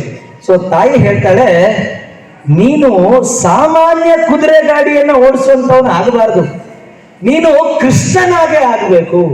ಇಡೀ ಜಗತ್ತಿಗೆ ಭಗವದ್ಗೀತೆ ಅನ್ನುವ ಒಂದು ಜ್ಞಾನವನ್ನ ಕೊಟ್ಟ ಯಾರು ಅಂತ ಕೇಳಿದ್ರೆ ಶ್ರೀಕೃಷ್ಣ ಪರಮಾತ್ಮ. ಅವನು ಆ ಭಗವದ್ಗೀತೆ ಉಪದೇಶ ಮಾಡಿದ್ದು ಅರ್ಜುನನಿಗಿರ್ಬೋದು, ಆದ್ರೆ ಅರ್ಜುನನನ್ನ ನೆಪವಾಗಿಟ್ಕೊಂಡು ಇಡೀ ಜಗತ್ತಿಗೆ ಭಗವದ್ಗೀತೆಯನ್ನ ಕೊಟ್ರು ಯಾರು ಅಂತ ಕೇಳಿದ್ರೆ ಶ್ರೀಕೃಷ್ಣ ಪರಮಾತ್ಮ. ಆ ಭಗವದ್ಗೀತೆಯಲ್ಲಿ ಏನಿದೆ ಅಂತ ಕೇಳಿದ್ರೆ ಯಾವುದೋ ಒಂದು ಧರ್ಮದ ಪುಸ್ತಕ ಅಲ್ಲ ಅದು. ಭಗವದ್ಗೀತೆಯಲ್ಲಿ ಹೇಗೆ ಜೀವನ ಮಾಡಬೇಕು, ಮನಸೋತಾಗ ಹೇಗೆ ಜೀವನ ಮಾಡಬೇಕು. ಈಗ ವಿದ್ಯಾರ್ಥಿಗಳು ಇರ್ಬೋದು, ಉಳಿದವರು ಇರ್ಬೋದು, ಸಣ್ಣ ಪುಟ್ಟ ಕಷ್ಟಗಳು ಬಂದಾಗ ಕಷ್ಟಕ್ಕೆ ತಲೆಬಾಗಿ ಜೀವನವನ್ನೇ ಮುಗಿಸುವುದು ಕಾಣಿಸುತ್ತೆ. ವಾರ್ತೆಗಳು ಬರುತ್ತೆ, SSLCಯಲ್ಲೋ PUCಯಲ್ಲೋ 1 ಅಂಕ ಕಡಿಮೆ ಆದಾಗ ಬೇಜಾರು ಮಾಡಿಕೊಂಡು ಆತ್ಮಹತ್ಯೆ ಮಾಡಿಕೊಳ್ಳುವಂಥದ್ದು ಕಾಣಿಸುತ್ತೆ. ಅಥವಾ ಜೀವನದಲ್ಲಿ ಒಂದು ಸಣ್ಣ ಸಂಬಂಧ ಆಚೆ ಈಚೆ ಆದಾಗ ಅದಕ್ಕೆ ತಲೆ ತಾಗಿ ಜೀವನವನ್ನ ಕಳ್ಕೊಳ್ಳುವಂಥದ್ದು ಬರುತ್ತೆ. ಇದಕ್ಕೆ ಪರಿಹಾರ ಭಗವದ್ಗೀತೆಯಲ್ಲಿ ಇದೆ. ಹೇಗೆ ಜೀವನ ಮಾಡಬೇಕು, ಹೇಗೆ ಜೀವನ ಮಾಡಬಾರ್ದು, ಇದಕ್ಕೆ ಪಾಠ ಭಗವದ್ಗೀತೆಯಲ್ಲಿದೆ. ಈ ತರ ಜಗತ್ತಿಗೆ ಮಾನವ ಧರ್ಮದ ಉನ್ನತಿಗೋಸ್ಕರ ಸಂದೇಶ ಇರುವಂತಹ ಭಗವದ್ಗೀತೆಯನ್ನ ಕೊಟ್ಟಿದ್ದು ಶ್ರೀಕೃಷ್ಣ. ಈ ತರದ ಶ್ರೀಕೃಷ್ಣ ಅರ್ಜುನ ರಥವನ್ನ ಓಡಿಸ್ತಾನೆ. ಸೊ ಹೇಗೆ ಅರ್ಜುನನ ರಥವನ್ನ ಶ್ರೀಕೃಷ್ಣ ಓಡಿಸಿದ್ನೋ ಹಾಗೆ ಇಡೀ ದೇಶದ ರಥವನ್ನ ನೀನು ಓಡಿಸು, ಇಡೀ ದೇಶಕ್ಕೆ ನೀನು ಸಾರಥಿಯಾಗು, ದೇಶವನ್ನ ಮುನ್ನಡೆಸುವಂತ ಭುವನೇಶ್ವರಿ ದೇವಿ ಹೇಳ್ತಾಳೆ. ಆ ತಾಯಿಯ ಮಾತಿನಂತೆ ಸ್ವಾಮಿ ವಿವೇಕಾನಂದರು ಬೆಳೆದ್ರು, ದೊಡ್ಡವರಾದ್ರು, ಅಪ್ಪ ಅಮ್ಮನಿಗೆ ಬೆಲೆ ಕೊಟ್ರು. ಇಡೀ ವಿಶ್ವಕ್ಕೆ ಭಾರತ ಅಂದ್ರೆ ಏನು ಅಂತ ಹೇಳಿದ್ರು. ನಾನು ಏನು ಭಾರತ ಅಂದ್ರೆ ಯಾವಾಗ ಹೇಳಿದ್ರು ಅಂತ ಕೇಳಿದ್ರೆ, ವಿಶ್ವ ಧರ್ಮ ಸಮ್ಮೇಳನ ಚಿಕಾಗೋ ಅಮೆರಿಕದಲ್ಲಿ ಇತ್ತು. ಅಲ್ಲಿ ತನಕ ಇಡೀ ವಿಶ್ವದಲ್ಲಿ ಭಾರತ ಅಂದ್ರೆ ಹಾವು ಹಿಡಿಯುವವರ ದೇಶ, ಭಾರತ ಅಂದ್ರೆ ಅನಾಗರಿಕರ ದೇಶ, ಭಾರತ ಅಂದ್ರೆ ಬಟ್ಟೆ ಹಾಕೊಳ್ಳಿಕ್ಕೆ ಗೊತ್ತಿಲ್ಲದೆ ಇರುವ ದೇಶ ಅಂತ ಇಡೀ ವಿಶ್ವದಲ್ಲಿ ಕಲ್ಪನೆ ಇತ್ತು. ಆದ್ರೆ ಸ್ವಾಮಿ ವಿವೇಕಾನಂದರು ವಿಶ್ವ ಧರ್ಮ ಸಮ್ಮೇಳನ ಅಮೆರಿಕಕ್ಕೆ ಹೋದಾಗ ಅಲ್ಲಿ ಅವರು ಭಾಷಣವನ್ನ ಶುರು ಮಾಡಿದ್ರು. ಎಲ್ಲರಿಗೂ ಒಂದು 30 ಸೆಕೆಂಡ್ 10 ಸೆಕೆಂಡಿನ ಚಪ್ಪಾಳೆ ಹೊಡೆದ್ರೆ, ವಿವೇಕಾನಂದರು ಭಾಷಣ ಆರಂಭ ಮಾಡಿದ ಒಂದೇ ವಾಕ್ಯಕ್ಕೆ 7 ನಿಮಿಷಗಳ ಕಾಲ ಚಪ್ಪಾಳೆ ಹೊಡಿದ್ರು. ಏನ್ ಹೇಳಿದ್ರು ಒಂದು ವಾಕ್ಯ ಅಂತ ಕೇಳಿದ್ರೆ, ಅಮೆರಿಕದ ನನ್ನ ಎಲ್ಲ ಅಣ್ಣ ತಮ್ಮಂದಿರೇ ಅಂತ ಅವರು ಭಾಷಣವನ್ನ ಶುರು ಮಾಡಿದ್ರು. ನಮ್ಗೆ ಆಶ್ಚರ್ಯ ಆಗ್ಬೋದು, ಅಣ್ಣ ತಮ್ಮಂದಿರೇ ಅಂತ ಹೇಳಿದಕ್ಕೆ 7 ನಿಮಿಷ ಚಪ್ಪಾಳೆ ಹೊಡಿಬೇಕಾ? ಹೌದು, ಅಲ್ಲಿ ತನಕ ಯಾರ್ಯಾರು ಭಾಷಣ ಮಾಡಿದ್ರು ಅವರೆಲ್ಲರೂ ಏನ್ ಹೇಳ್ತಿದ್ರು ಅಂತ ಕೇಳಿದ್ರೆ, ಲೇಡೀಸ್ ಅಂಡ್ ಜೆಂಟಲ್ಮನ್ ಅಂತ ಹೇಳ್ತಾ ಇದ್ರು. ಯಾರು ಕೂಡ ಪಕ್ಕದಲ್ಲಿ ಇರೋರು ನಮ್ಮವರು ಅಂತ ಹೇಳ್ತಾ ಇರಲಿಲ್ಲ. ಅಲ್ಲಿ ತನಕ ಭಾಷಣ ಮಾಡಿದವರು ಎಲ್ಲರೂ ಕೂಡ ನನ್ನ ಧರ್ಮ ಶ್ರೇಷ್ಠ, ನನ್ನ ಧರ್ಮ ಗ್ರಂಥ ಶ್ರೇಷ್ಠ, ನನ್ನ ಮತವೇ ಶ್ರೇಷ್ಠ ಅಂತ ಹೇಳ್ತಿದ್ರು. ಆದ್ರೆ ವಿವೇಕಾನಂದರು ಏನು ಅಂತ ಕರೆದ್ರು ಅಂತ ಹೇಳಿದ್ರೆ, ಎಲ್ಲರೂ ನನ್ನ ಅಣ್ಣ ತಮ್ಮಂದ್ರು. ಈ ಪಾಠ ಅವರಿಗೆ ಹೇಳಿದ್ ಯಾರು ಅಂತ ಕೇಳಿದ್ರೆ, ವಿವೇಕಾನಂದರ ಅಮ್ಮ, ವಿವೇಕಾನಂದರ ಅಪ್ಪ. ಅವರು ಕಲ್ತಂತ ಪಾಠಶಾಲೆ, ಅವರು ಕಲ್ತಂತ ಈ ನೆಲ, ಅವರು ಇದ್ದಂತ ಧರ್ಮ ಅವರಿಗೆ ಈ ಪಾಠವನ್ನ ಹೇಳಿಕೊಟ್ಟಿತ್ತು. ಸೊ ವಿವೇಕಾನಂದರು ಆ ವಾಕ್ಯದಿಂದ ಇಡೀ ವಿಶ್ವಕ್ಕೆ ಏನನ್ನಿಸ್ತು ಅಂತ ಕೇಳಿದ್ರೆ, ನಾವೆಲ್ಲರೂ ಇಷ್ಟು ದಿನ ಭಾರತದ ಬಗ್ಗೆ ಏನ್ ಅನ್ಕೊಂಡಿದ್ವು ಅದೆಲ್ಲ ಸುಳ್ಳು. ಭಾರತ ಇಡೀ ವಿಶ್ವಕ್ಕೆ ಮಾರ್ಗದರ್ಶನ ಮಾಡುತ್ತೆ. ವಿಶ್ವಕ್ಕೆ ಮಾರ್ಗದರ್ಶನ ಮಾಡುವಂತ ಆಧ್ಯಾತ್ಮಿಕತೆ, ಸಂಸ್ಕೃತಿ ಭಾರತದಲ್ಲಿದೆ ಅಂತ ಅವತ್ತು ಇಡೀ ವಿಶ್ವಕ್ಕೆ ಗೊತ್ತಾಯ್ತು ಅಂತ ವಿವೇಕಾನಂದರು ಕೂಡ ಪಾಠ ಕಲ್ತಿದ್ದು ಅಥವಾ ಗೌರವ ಕೊಟ್ಟಿದ್ದು ಅಥವಾ ಅವರ ಅಷ್ಟೆತ್ರ ಬೆಳಿಲಿಕ್ಕೆ ಕಾರಣ ಅವರ ಅಪ್ಪ ಅಮ್ಮ ಹೇಗಿರಬೇಕು, ಮಕ್ಕಳು ಹೇಗಿರಬಾರದು ಅಂತ ಒಂದು ಕತೆ, ಅದು ನಿಜವಾಗ್ಲೂ ನಡೆದಿರುವಂತ ಕತೆ. ಅದಕ್ಕೆ ಅದನ್ನ ಹೇಳಿ ನನ್ನ ಮಾತನ್ನ ಮುಗಿಸ್ತೀನಿ. ಇಲ್ಲೇ ಬೆಂಗಳೂರಿನ ಹಲ್ಸೂರ್ನಲ್ಲಿ ಕಾವೇರಮ್ಮ ಅಂತ ಒಬ್ಳಿದ್ಲು. ಅವಳು ತನ್ನ ಗಂಡನನ್ನ ಕಳ್ಕೊಂಡಿದ್ಲು. ಸಣ್ಣ ಮಗು, ತುಂಬಾ ಪ್ರೀತಿಯಿಂದ ಸಾಕ್ತಾ ಇದ್ಲು. ಅವತ್ತಿನ ಕೆಲಸ ಮಾಡಿದ್ರೆ, ಅವತ್ತಿನ ಕೂಲಿ ಮಾಡಿದ್ರೆ ಅವತ್ತಿನ ಜೀವನ ಅವಳಿಗೆ. ಸೊ ಅವಳು ಅವತ್ತಿನ ಕೂಲಿ ಮಾಡಿಕೊಂಡು ಮಗುವನ್ನ ಸಾಕ್ತಾ ಇದ್ಲು. ತುಂಬಾ ಜೋಪಾನದಿಂದ ಮಗುವನ್ನ ಸಾಕ್ತಾ ಇದ್ಲು. ಪ್ರತಿದಿನ ಅವಳೇ ಶಾಲೆಗೆ ಬಿಡ್ತಾ ಇದ್ಲು, ಪ್ರತಿದಿನ ಅವಳೇ ಶಾಲೆಯಿಂದ ಕರ್ಕೊಂಡು ಬರ್ತಾ ಇದ್ಲು. ತುಂಬಾ ಜೋಪಾನ ಮಾಡ್ತಿದ್ಲು. ಅವಳಿಗೆ ಇಲ್ದಿದ್ರು ಮಗುವಿಗೆ ಕೊಡ್ತಾ ಇದ್ಲು ಅಂತ ಒಬ್ಳು ತಾಯಿ. ಸೊ ಕರ್ಕೊಂಡು ಹೋಗ್ತಾ ಇದ್ಲು. ಮಗು 4ನೇ ಕ್ಲಾಸಿಗೆ ಬಂತು, 5ನೇ ಕ್ಲಾಸಿಗೆ ಬಂತು, 6ನೇ ಕ್ಲಾಸಿಗೆ ಬಂತು. 6ನೇ ಕ್ಲಾಸಿಗೆ ಬಂದಾಗ ಅವನು ಹೇಳ್ತಾನೆ, ಅಮ್ಮ ಇನ್ ಮುಂದೆ ಶಾಲೆಗೆ ಶಾಲೆಯಿಂದ ಕರ್ಕೊಂಡು ಹೋಗ್ಲಿಕ್ಕೆ, ಶಾಲೆಗೆ ಬಿಡ್ಲಿಕ್ಕೆ ನೀನು ಬರಬೇಡ. ನನ್ನ ಫ್ರೆಂಡ್ಸ್ ಎಲ್ಲ ಟೀಸ್ ಮಾಡ್ತಾ ಇದ್ದಾರೆ, ನೀನ್ ನೋಡ್ಲಿಕ್ಕೆ ಚಂದ ಇಲ್ಲ, ನೀನ್ ಕುರೂಪಿಯಾಗಿ ಕಾಣಿಸ್ತಾ ಇದೀಯಾ, ನಿನ್ಗೊಂದು ಕಣ್ಣಿಲ್ಲ, ನೀನ್ ಇನ್ಮೇಲೆ ಬರಬೇಡ. ಅಮ್ಮನ ಹೃದಯ ಒಬ್ಬನನ್ನ ಕಳ್ಸಕ್ಕೆ ಮನ್ಸಾಗಲ್ಲ. ಅವನು ಬೇಡ ಅಂತ ಹೇಳಿದ್ರು ಇವಳು ಜೊತೆಗೆ ಪ್ರತಿನಿತ್ಯ ಬಿಡ್ತಾಳೆ, ಕರ್ಕೊಂಡು ಬರ್ತಾಳೆ. ಮಗ ಎಷ್ಟು ಮುಂದೆ ಹೊಡಿತಾನೆ, ಎಷ್ಟು ಹಠ ಮಾಡ್ತಾನೆ ಅಂತ ಕೇಳಿದ್ರೆ ಅವ್ನು ಹೇಳ್ತಾನೆ, ಇವತ್ತು ನೀನ್ ನನ್ನ ಶಾಲೆಗೆ ಕರ್ಕೊಂಡು ಹೋಗಕ್ಕೆ ಬರ್ತೀಯ ಅಂತಂದ್ರೆ ನಾನು ಶಾಲೆಗೆ ಹೋಗಲ್ಲ. ಇವತ್ತು ನೀನ್ ನನ್ನ ಶಾಲೆಯಿಂದ ಕರ್ಕೊಂಡು ಬರ್ಲಿಕ್ಕೆ ಬರ್ತೀಯ ಅಂದ್ರೆ ನಾನು ಊಟ ಮಾಡಲ್ಲ, ನಾನು ಉಪವಾಸ ಇರ್ತೀನಿ, ನಾನು ಶಾಲೆಗೆ ಹೋಗಲ್ಲ ಅಂತ ಹಠ ಮಾಡ್ಲಿಕ್ಕೆ ಶುರು ಮಾಡ್ತಾನೆ. ಅಮ್ಮನಿಗೆ ಪುನಃ ಮುಖ್ಯ ಯಾರು ಅಂತ ಕೇಳಿದ್ರೆ ಮಗುವೆ. ಶಾಲೆ ಕರ್ಕೊಂಡು ಹೋಗೋದು, ಶಾಲೆಯಿಂದ ಕರ್ಕೊಂಡು ಬರೋದು ಮುಖ್ಯ ಅಲ್ಲ. ಸೊ ಮಗುವಿಗೋಸ್ಕರ ಅವಳು ಶಾಲೆಗೆ ಕರ್ಕೊಂಡು ಹೋಗುದು, ವಾಪಸ್ ಕರ್ಕೊಂಡು ಬರೋದನ್ನ ಬಿಟ್ಟು ಬಿಡ್ತಾಳ ಅಂತ ಕೇಳಿದ್ರೆ ಬಿಟ್ಟು ಬಿಡಲ್ಲ.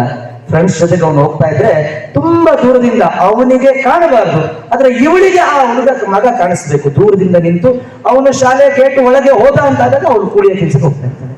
ಮಗು ಶಾಲೆಗೆ ಬಿಡ್ತಿದ್ದಾಗ ದೂರದಿಂದ ಬಂದು ನಿಂತು ನೋಡ್ತಾ ಇರ್ತಾಳೆ. ಮಗು ಮನೆಗೆ ಹೋಗುವ ತನಕ ಅವಳು ದೂರದಲ್ಲಿದ್ದು ಆಮೇಲೆ ಮನೆಗೆ ಹೋಗ್ತಾ ಇರ್ತಾಳೆ. ಹೀಗೆ ಮಗುವನ್ನ ಸಾಕ್ತಾಳೆ ಅವಳು ಕಾವೇರಮ್ಮ. ದೊಡ್ಡವನಾಗಿ 10ನೇ ತರಗತಿ ಬರ್ತಾನೆ, ಪಾಸ್ ಆಗ್ತಾನೆ, ಒಳ್ಳೆ ಎಜುಕೇಶನ್ ಅನ್ನ ಕೊಡಿಸ್ತಾಳೆ, ಕಷ್ಟಪಟ್ಟು ಎಜುಕೇಶನ್ ಅನ್ನ ಕೊಡಿಸ್ತಾಳೆ, ಉನ್ನತ ಹುದ್ದೆಗೆ ಹೋಗ್ತಾನೆ. ದೆಹಲಿಯಲ್ಲಿ ಕೆಲಸ ಸಿಗುತ್ತೆ. ತಾಯಿ ಅಷ್ಟೇ ಪ್ರೀತಿಸ್ತಾ ಇರ್ತಾಳೆ. ದೆಹಲಿಗೆ ಕೆಲ್ಸಕ್ಕೆ ಹೋಗ್ತಾನೆ, ಹೋಗಿ ಅಮ್ಮನನ್ನ ಮರೆತೇ ಬಿಡ್ತಾನೆ. ಅಲ್ಲಿ ಹೋದವನು ಒಳ್ಳೆ ಕೆಲಸ, ಒಳ್ಳೆ ಸಂಬಳ ಆಗತ್ತೆ, ಯಾವುದೋ ಹುಡುಗಿ ಸಿಗ್ತಾಳೆ, ಮದುವೆ ಆಗ್ತಾನೆ, ಒಳ್ಳೆ ಕುಟುಂಬ ಆಗತ್ತೆ, ಮಕ್ಕಳಾಗತ್ತೆ. ಸೊ ಇವಳ ಜೀವನದ ಕೊನೆಯ ಭಾಗ ಅವಳಿಗೆ ಅನ್ಸುತ್ತೆ, ನಾನು ಸಾಯುವ ಮೊದಲು, ನಾನು ಕಣ್ಣು ಮುಚ್ಚುವ ಮೊದಲು ಒಂದ್ಸತಿ ನನ್ನ ಮಗನನ್ನ ನೋಡಿ ಕಣ್ಣು ತುಂಬಿಕೊಂಡು ಆಮೇಲೆ ನಾನು ಸಾಯ್ಬೇಕು ಅಂತ. ತಾಯಿ ಹೃದಯ, ತಾಯಿ ಕರುಳು, ಅದು ನಮ್ಮೆಲ್ಲ ತಾಯಿಯಂದ್ರಿಗೆ ಗೊತ್ತಿರುತ್ತೆ, ನಮಗೂ ಕೂಡ ಗೊತ್ತಿರುತ್ತೆ. ಸೊ ದೆಹಲಿಗೆ ಹೇಗೋ ಅಕ್ಕಪಕ್ಕದವ್ರ ಹತ್ರ, ಅವನ ಫ್ರೆಂಡ್ಸ್ ಹತ್ರ ಅಡ್ರೆಸ್ ತಗೊಂಡು ದೆಹಲಿಗೆ ಹೋಗ್ತಾಳೆ. ಹೋಗಿ ಆ ಮನೆಯನ್ನ ಹುಡುಕ್ತಾಳೆ. ಮನೆಗೆ ಹೋದ್ರೆ ಮನೆಯವರೆಗೆ 2 ಮಕ್ಕಳು ಆಟ ಆಡ್ತಾ ಇರ್ತಾರೆ. ಸೊ ಆ ಮಕ್ಕಳನ್ನ ನೋಡಿದಾಗ ಗೊತ್ತಾಗುತ್ತೆ, ಇದು ನನ್ನ ಮೊಮ್ಮಕ್ಕಳೇ ಅಂತ. ಹತ್ತಿರ ಹೋಗ್ತಾಳೆ, ಮಗುವನ್ನ ಮುಟ್ಟಕ್ಕೆ ಹೋಗ್ತಾಳೆ. ಅಷ್ಟೊತ್ತಿಗೆ ಒಳಗಿಂದ ಸೊಸೆ ಅಂದ್ರೆ ಮಗನ ಹೆಂಡತಿ ಬರ್ತಾಳೆ. ಬಂದು ಇವಳ ಮುದುಕಿ ಹಳೆ ಬಟ್ಟೆ ಹಾಕೊಂಡಿದ್ದಾಳೆ, ವಯಸ್ಸಾಗಿದೆ, ಭಿಕ್ಷುಕರು ಅಂತ ಅನ್ಕೊಂಡ್ಬಿಡ್ತಾಳೆ ಆ ತಾಯಿ. ಅವಳ ಆ ಇಬ್ರು ಮಕ್ಕಳ ಸೊಸೆ ಮಕ್ಕಳನ್ನ ಹಿಂದೆ ಸರಿಸ್ಕೊಳ್ತಾಳೆ. ಇವಳು ಇನ್ನು ಮುಂದೆ ಬರ್ತಾಳೆ. ಒಳಗಿಂದ ಮಗ ಬರ್ತಾನೆ. ಮಗ ಬಂದಾಗ ಹೆಂಡತಿ ಆಲ್ರೆಡಿ ಭಿಕ್ಷುಕಿ ಅಂತ ಹೇಳಿರ್ತಾಳೆ. ಸೊ ಮಗ ಯಾವುದೇ ಕರುಣೆಯನ್ನ ಅಮ್ಮನ ಮೇಲೆ ತೋರಿಸದೆ ಆ ಮಕ್ಕಳನ್ನ ಹೆಂಡತಿಯನ್ನ ಮನೆ ಒಳಗೆ ಕರ್ಕೊಂಡು ಹೋಗ್ತಾನೆ. ಅಮ್ಮ ಅಲ್ಲೇ ನೋಡಿ ವಾಪಸ್ ಬೆಂಗಳೂರಿಗೆ ಬರ್ತಾಳೆ.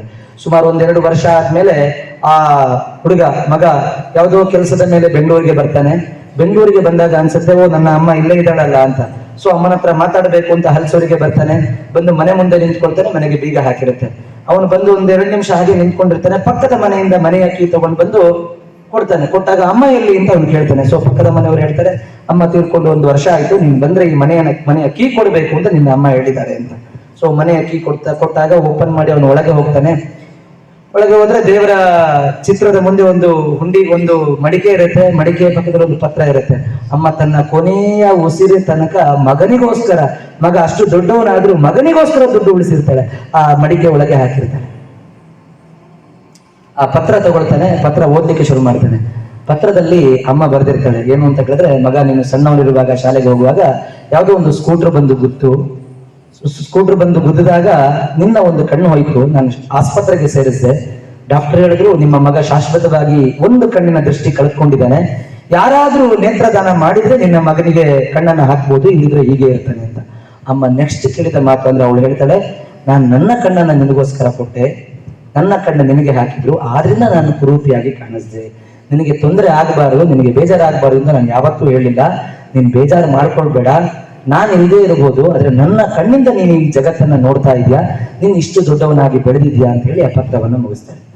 ಸೊ ಈ ತರದಲ್ಲಿ ಅಮ್ಮನ ಹೃದಯ ಇಷ್ಟು ದೊಡ್ಡದು, ಮಕ್ಕಳಿಗೆ ನೋವಾಗದ ಹಾಗೆ ಅಪ್ಪನ ಹೃದಯ ಇಷ್ಟು ದೊಡ್ಡದು. ಸೊ ನಾವೆಲ್ಲರೂ ಈ ನಮ್ಮ ಶಿಕ್ಷಕರು, ನಮ್ಮ ಮಾರ್ಗದರ್ಶಕ ಮಂಡಳಿ ಇರ್ಬೋದು, ನಮ್ಮ ಸಮಾಜ ಇರ್ಬೋದು, ಎಲ್ಲದರ ಮುಂದೆ ಅಪ್ಪ ಅಮ್ಮಂದರಿಗೆ ಕೃತಜ್ಞರಾಗಿರೋಣ, ಗೌರವದಿಂದ ವರ್ತನೆ ಮಾಡೋಣ. ಅಪ್ಪ ಅಮ್ಮಂದ್ರು ನಮ್ಮ ಕಣ್ಣಿಗೆ ಕಾಣಿಸುವಂತ ದೇವರು, ಅವರ ಮಾತನ್ನ ಶಿರಸ ಪಾಲಿಸೋಣ. ಆ ಪಾಲಿಸೋ ಮೂಲಕ ಇಡೀ ಸಮಾಜಕ್ಕೆ, ಇಡೀ ದೇಶಕ್ಕೆ ಒಂದು ಆಸ್ತಿ ಆಗೋಣ. ನಮ್ಗೆಲ್ಲರಿಗೂ ಒಳ್ಳೇದಾಗ್ಲಿ ಅಂತ ದೇವರಲ್ಲಿ ನಿಮ್ಮೆಲ್ಲರ ಮೂಲಕ ನಾನು ಪ್ರಾರ್ಥನೆ ಮಾಡ್ತಾ ನನ್ನ ಮಾತನ್ನು ಮುಗಿಸ್ತೀನಿ. ಧನ್ಯವಾದ. ಕುದೂರಿನ ಸಜ್ಜನ ಸಮಾಜ ಬಂಧುಗಳೇ, ಶ್ರದ್ಧೆಯ ತಾಯಂದಿರೇ, ಪುಟಾಣಿ ಮಕ್ಕಳೇ, ನನಗೆ ತುಂಬಾನೇ ಖುಷಿ ಆಗ್ತದೆ. ಯಾಕಂದ್ರೆ ಸಂಸ್ಕಾರ ಅನ್ನೋದು ಸಮಾಜವನ್ನ ಯಾವ ರೀತಿ ಪೋಷಣೆ ಮಾಡುತ್ತೆ, ತನ್ನ ಮೂಲಕ ಮುಂದಿನ ಪ್ರಜೆಗೆ ಯಾವ ರೀತಿ ಬದುಕಬೇಕು ಅನ್ನೋದನ್ನು ಹೇಳ್ಕೊಡುತ್ತೆ ಅನ್ನೋದಕ್ಕೆ ಅನೇಕ ನಿದರ್ಶನಗಳನ್ನ ನಮ್ಮ ಅರುಣ್ಜಿಯವರು ಕೊಡ್ತಾ, ಸಂಸ್ಕಾರ ಅಂದ್ರೆ ಏನು, ಸಂಸ್ಕಾರವನ್ನ ಹಿಂದೆ ರಾಮ ಕೃಷ್ಣ ಅವರ ತಂದೆ ತಾಯಿ ಅವ್ರಿಗೆ ಯಾವ ರೀತಿ ಕೊಟ್ಟಿದ್ರು, ತದನಂತರ ಅವರ ಚಿಕ್ಕ ಕಥೆಯ ಮೂಲಕ ತಂದೆ ತಾಯಿಯ ಒಂದು ಪಾತ್ರ ಹೇಗಿರಬೇಕು, ಆ ಪಾತ್ರದ ಜೊತೆಗೆ ಮಕ್ಕಳು ಹೇಗೆ ನಮ್ಮ ಜೀವನವನ್ನು ಜೋಡಿಸ್ಕೋಬೇಕು ಅನ್ನೋ ವಿಚಾರವನ್ನು ಬಹಳ ಚೆನ್ನಾಗಿ ಹೇಳಿದ್ರು. ನಾನು ಬಹಳ ಖುಷಿ ಆಯ್ತು. ನಾನು ಒಂದು ವಿಚಾರವನ್ನ ಜೀವಂತವಾದಂತ ನಿದರ್ಶನವನ್ನು ಹೇಳ್ತೀನಿ. ಸಂಸ್ಕಾರವಂತ ಪಡೆದಂತ ಮಗು ಜೀವನದಲ್ಲಿ ಹೇಗೆ ಬದುಕ್ತಾರೆ ಅನ್ನೋದಕ್ಕೆ ಚಿಕ್ಕ ಉದಾಹರಣೆ ನಾನು ಹೇಳ್ತೀನಿ. ನನ್ನ ವಿದ್ಯಾರ್ಥಿ ಒಬ್ಬ ತುಂಬಾ ಚೆನ್ನಾಗಿ ನಮ್ಮ ಶಾಲೆಯಲ್ಲಿ, ಹಳ್ಳಿ ಹುಡುಗ, ನಮ್ಮ ಮಾಗಡಿಯಿಂದ ಸುಮಾರು 8-10 ಕಿಲೋಮೀಟರ್ ಹಳ್ಳಿಯಿಂದ ನರ್ಸರಿಯಿಂದ ನಮ್ಮ ಶಾಲೆಗೆ ಬರ್ತಾ ಇತ್ತು ಮಗು. ತುಂಬಾ ಚೆನ್ನಾಗಿ ಓದ್ತಾ ಇದ್ದ. ಒಂದು ಡಿಸ್ಟಿಂಕ್ಷನ್ ಬಂತು, ಮಗು ಪಾಸ್ ಆಯ್ತು. ತದನಂತರ ಆ ಮಗು ಎಲ್ಲಿ ಓದ್ತದ್ರೆ ಏನು ಅಂತ ನನಗೆ ಗೊತ್ತಿಲ್ಲ. ಒಂದ್ಸರಿ ಅನಿರೀಕ್ಷಿತವಾಗ ಒಂದು ಮಗು ಹುಷಾರಿರಲಿಲ್ಲ ಅಂತ ಹೇಳ್ಬಿಟ್ಟು ಆ ಮಗು ನೋಡಕ್ಕೆ ಒಂದು ಹಳ್ಳಿಗೆ ಹೋದೆ ನಾನು. ಆ ಹಿರಿಯ ವಿದ್ಯಾರ್ಥಿ ಹಳ್ಳಿಗೆ ಹೋದಾಗ ಆ ಮಗು ಸುಮಾರು ಒಂದು 7-8 ವರ್ಷದ ನಂತರ ಹೋಗಿದ್ದೇನೆ. ಒಂದು ಬರಬಣ ಚಡ್ಡಿ ಹಾಕೊಂಡಿದ್ದಾನೆ, ಒಂದು ಹಳೆಯದೊಂದು ಟೀ ಶರ್ಟ್, ಒಂದು 3 ಹಸು ಹಿಡ್ಕೊಂಡ್ಬಿಟ್ಟು ತಲೆ ಮೇಲೆ ಒಂದು ಸೌದೆಯನ್ನು ಹೊತ್ಕೊಂಡು ಬರ್ತಾ ಇದ್ದಾನೆ. ಅದ್ರ ಪಕ್ಕದಲ್ಲಿ ವಯಸ್ಸಾಗಿರೋ ತಂದೆ, ಅವ್ರ ತಂದೆ 1-2 ಹಸುವಿನ ಕರುಗಳು ಹಿಡ್ಕೊಂಡು ಬರ್ತಾ ಇದ್ದಾರೆ. ನಾನು ಹೋದೆ, ಆ ಹಸುಗಳು ಬರ್ತಾ ಇದ್ದ ಗಾಡಿ ಸೈಡ್ಗೆ ಹಾಕಿದ್ರೆ ಮಗು ಹಸುಗಳಿಗೆ ಹಿಡ್ಕೊಂಡ್ಬಿಟ್ಟೆ ನಿಂತ್ಕೊಂಡು, ಸರ್ ನಮಸ್ಕಾರ ಸರ್ ಅಂತು. ನನಗೆ ಬಹಳ ಖುಷಿ ಆಯ್ತು. ನಮ್ಮ ಶಾಲೆ ವಿದ್ಯಾರ್ಥಿ, ಏನ್ ಮಾಡ್ತಾ ಇದೀಯಪ್ಪ ನೀನು? ಸರ್ MBBS ಆಯ್ತು, ನಂದು MD ಮಾಡಬೇಕು ಅಂತ ಇದ್ದೀನಿ, ಆದ್ರೆ ಅಪ್ಪನಿಗೆ ವಯಸ್ಸಾಗಿದೆ, ಅಲ್ಲಿ ಬೆಂಗಳೂರಲ್ಲಿ ಇತ್ಕೊಂಡು ಹಾಸ್ಟೆಲ್ ಇತ್ಕೊಂಡು ಮಾಡೋದೇನಂತ ಹೇಳ್ಬಿಟ್ಟು ಅಪ್ಪನಿಗೆ ಸ್ವಲ್ಪ ಹೆಲ್ಪ್ ಮಾಡೋಣ ಅಂತ ಹೇಳ್ಬಿಟ್ಟು ಅಪ್ಪನ ಜೊತೆಲೆ ಇತ್ಕೊಂಡು ಅವ್ರಿಗೆ ಸಹಾಯ ಮಾಡ್ತಾ ನಾನು MD ಓದ್ಕೊಳ್ತಾ ಇದ್ದೀನಿ ಸರ್ ಮನೆಯಲ್ಲಿ ಅಂತ ಮಗು ಹೇಳ್ತು. ನಿಜವಾಗಿ ಕೂಡ ನನಗೆ ಬಹಳ ಖುಷಿ ಆಯ್ತು. 2 ಕಣ್ಣಂಚಲ ನೀರು ಬಂತು. ನಿಜವಾಗಿ ಇಂಥ ಶಿಷ್ಯನಿಗೆ ನಾನು ಗುರುವಾದ್ನಲ್ಲ. ಇಂಥ ಸಂಸ್ಕಾರದ ನೋಡಿ, ಸಂಸ್ಕಾರವನ್ನ ಜೋಡಿಸಿದಾಗ ಮಕ್ಕಳು ಯಾವ ರೀತಿ ಬೆಳೀತಾರೆ ಅನ್ನೋದಕ್ಕೆ ಇದೊಂದು ನಿದರ್ಶನ. ಬಹಳ ಖುಷಿ ಆಯ್ತು ನನಗೆ. ಇವತ್ತು ಗುರುಕುಲ ವಿದ್ಯಾಮಂದಿರನು ಕೂಡ ಇದೇ ದೃಷ್ಟಿಯನ್ನು ಇಟ್ಟುಕೊಂಡು ಮಕ್ಕಳಿಗೆ ಸಂಸ್ಕಾರಯುತವಾದಂತ ಶಿಕ್ಷಣವನ್ನು ಜೋಡಿಸುವಂತ ಪ್ರಯತ್ನ ಮಾಡ್ತಾ ಇದೆ. ಪಾಠದ ಮೂಲಕ ಸಂಸ್ಕಾರ ಜೋಡಿಸ್ತಾ ಇದೆ, ಆಟದ ಮೂಲಕ ಸಂಸ್ಕಾರವನ್ನು ಜೋಡಿಸ್ತಾ ಇದೆ. ಈ ತರದ ಅನೇಕ ವಿಶೇಷವಾದಂತ ಕಾರ್ಯಕ್ರಮಗಳ ಜೊತೆಯಲ್ಲಿ ಸಂಸ್ಕಾರವನ್ನು ಜೋಡಿಸ್ತಾ ಉನ್ನತ ಮಟ್ಟದ ಒಂದು ಅಂಕಗಳನ್ನು ಗಳಿಸಿ ಸಮಾಜಕ್ಕೆ ಮಾರ್ಗದರ್ಶಕವಾಗಂತ ಮಕ್ಕಳನ್ನ ಸಮಾಜಕ್ಕೆ ಕೊಡುಗೆ ಕೊಡ್ತಾ ಇದೆ. ನನಗೆ ಬಹಳ ಖುಷಿ ಆಗುತ್ತೆ. ಯಾಕೆಂದ್ರೆ ಕುದೂರಿನಲ್ಲಿ ಗುರುಕುಲ ವಿದ್ಯಾಮಂದಿರದ ಸಾಧನೆ ನಿಜವಾಗಿ ಕೂಡ ಅಭೂತಪೂರ್ವ. SLC ಮಕ್ಕಳು ಇವರ ಒಂದು ಪರ್ಸೆಂಟೇಜ್ ಕೇಳಿದ್ರೆ ನನಗೆ ಬಹಳ ಖುಷಿ ಆಗುತ್ತೆ. ಈ ನಗರ ಪ್ರದೇಶದ ಮಕ್ಕಳಿಗಿಂತ ನಾವೇನು ಕಡಿಮೆ ಇಲ್ಲ ಅನ್ನೋ ರೀತಿಯಲ್ಲಿ ಮಕ್ಕಳು ಒಳ್ಳೆ ಪರ್ಸೆಂಟೇಜ್ ಅನ್ನು ತೆಗೆದು ಸಮಾಜಕ್ಕೆ ಒಳ್ಳೆ ಕೊಡುಗೆ ಆಗುವಂತ ಮಕ್ಕಳಾಗ್ತಾ ಇದ್ದಾರೆ. ತುಂಬಾ ಖುಷಿ ಆಗ್ತದೆ. ಯಾಕೆಂದ್ರೆ ಒಂದು ಅನೇಕ ಸೌಲಭ್ಯಗಳ ಕೊರತೆ ಇದ್ರೂ ಕೂಡ ವಿದ್ಯಾಭ್ಯಾಸಕ್ಕೆ ಸಂಸ್ಕಾರಕ್ಕೆ ಏನು ಕೊರತೆ ಅಲ್ಲ ಅನ್ನೋ ರೀತಿಯಲ್ಲಿ ಮಕ್ಕಳು ಹೊರೊಮ್ಮೆ ಬರ್ತಾ ಇದ್ದಾರೆ. ನಿಜವಾಗಿ ಕೂಡ ಇಲ್ಲಿ ವಿದ್ಯೆ ಪಡಿತಿರುವಂತ ಎಲ್ಲ ಮಕ್ಕಳಿಗೂ ಕೂಡ ನಿಜವಾಗಿ ಕೂಡ ನಾನು ಹೃದಯಪೂರ್ವಕವಾಗಿ ನಾನು ನಿಮ್ಗೆಲ್ಲರಿಗೂ ಕೂಡ ನಮಸ್ತಾ. ಇಲ್ಲಿ ಶಿಕ್ಷಕರಾಗಿ ಮತ್ತು ಶಾಲೆಯನ್ನ ಹಣಕ್ಕಾಗಿ ಕಟ್ಟಬೇಕು ಅನ್ನೋ ಯೋಚನೆ ಇರಲಿಲ್ಲ. ಸಂಸ್ಕಾರದ ಜೊತೆಗೆ ಶಿಕ್ಷಣವನ್ನು ಕೊಡಬೇಕು. ತನ್ಮೂಲಕ ನಮ್ಮ ಶಾಲೆಯಿಂದ ಭಾರತ ಮಾತೆಗೆ ನಮ್ಮ ಒಂದು ಪುತ್ರ ರತ್ನಗಳನ್ನ ಮಕ್ಕಳನ್ನ ಕೊಡುಗೆ ಕೊಡಬೇಕು. ಅವರು ಉನ್ನತ ದರ್ಜೆಗೆ ಹೋಗಿ ಸಮಾಜಕ್ಕೆ ಒಳ್ಳೆ ಮಕ್ಕಳಾಗಬೇಕು.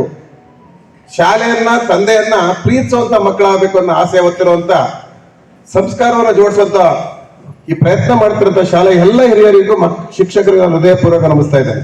ಆ ದೃಷ್ಟಿಯಿಂದ ತುಂಬಾ ವಿಶೇಷವಾದ ಕಾರ್ಯಕ್ರಮವನ್ನ ಬಂಧುಗಳು ಜೋಡಿಸಿದ್ದಾರೆ. ಕೈತುತ್ತು ಭೋಜನ, ತಾಯಿಯ ಒಂದು ಕೈತುತ್ತು ಒಂದೊಂದು ತುತ್ತಿನಲ್ಲೂ ಕೂಡ ಒಂದೊಂದು ಕೈತುತ್ತಿನಲ್ಲೂ ಕೂಡ ವಿಶೇಷವಾದಂತ ಶಕ್ತಿ ಇದೆ, ವಿಶೇಷವಾದಂತ ಆಶೀರ್ವಾದ ಇದೆ.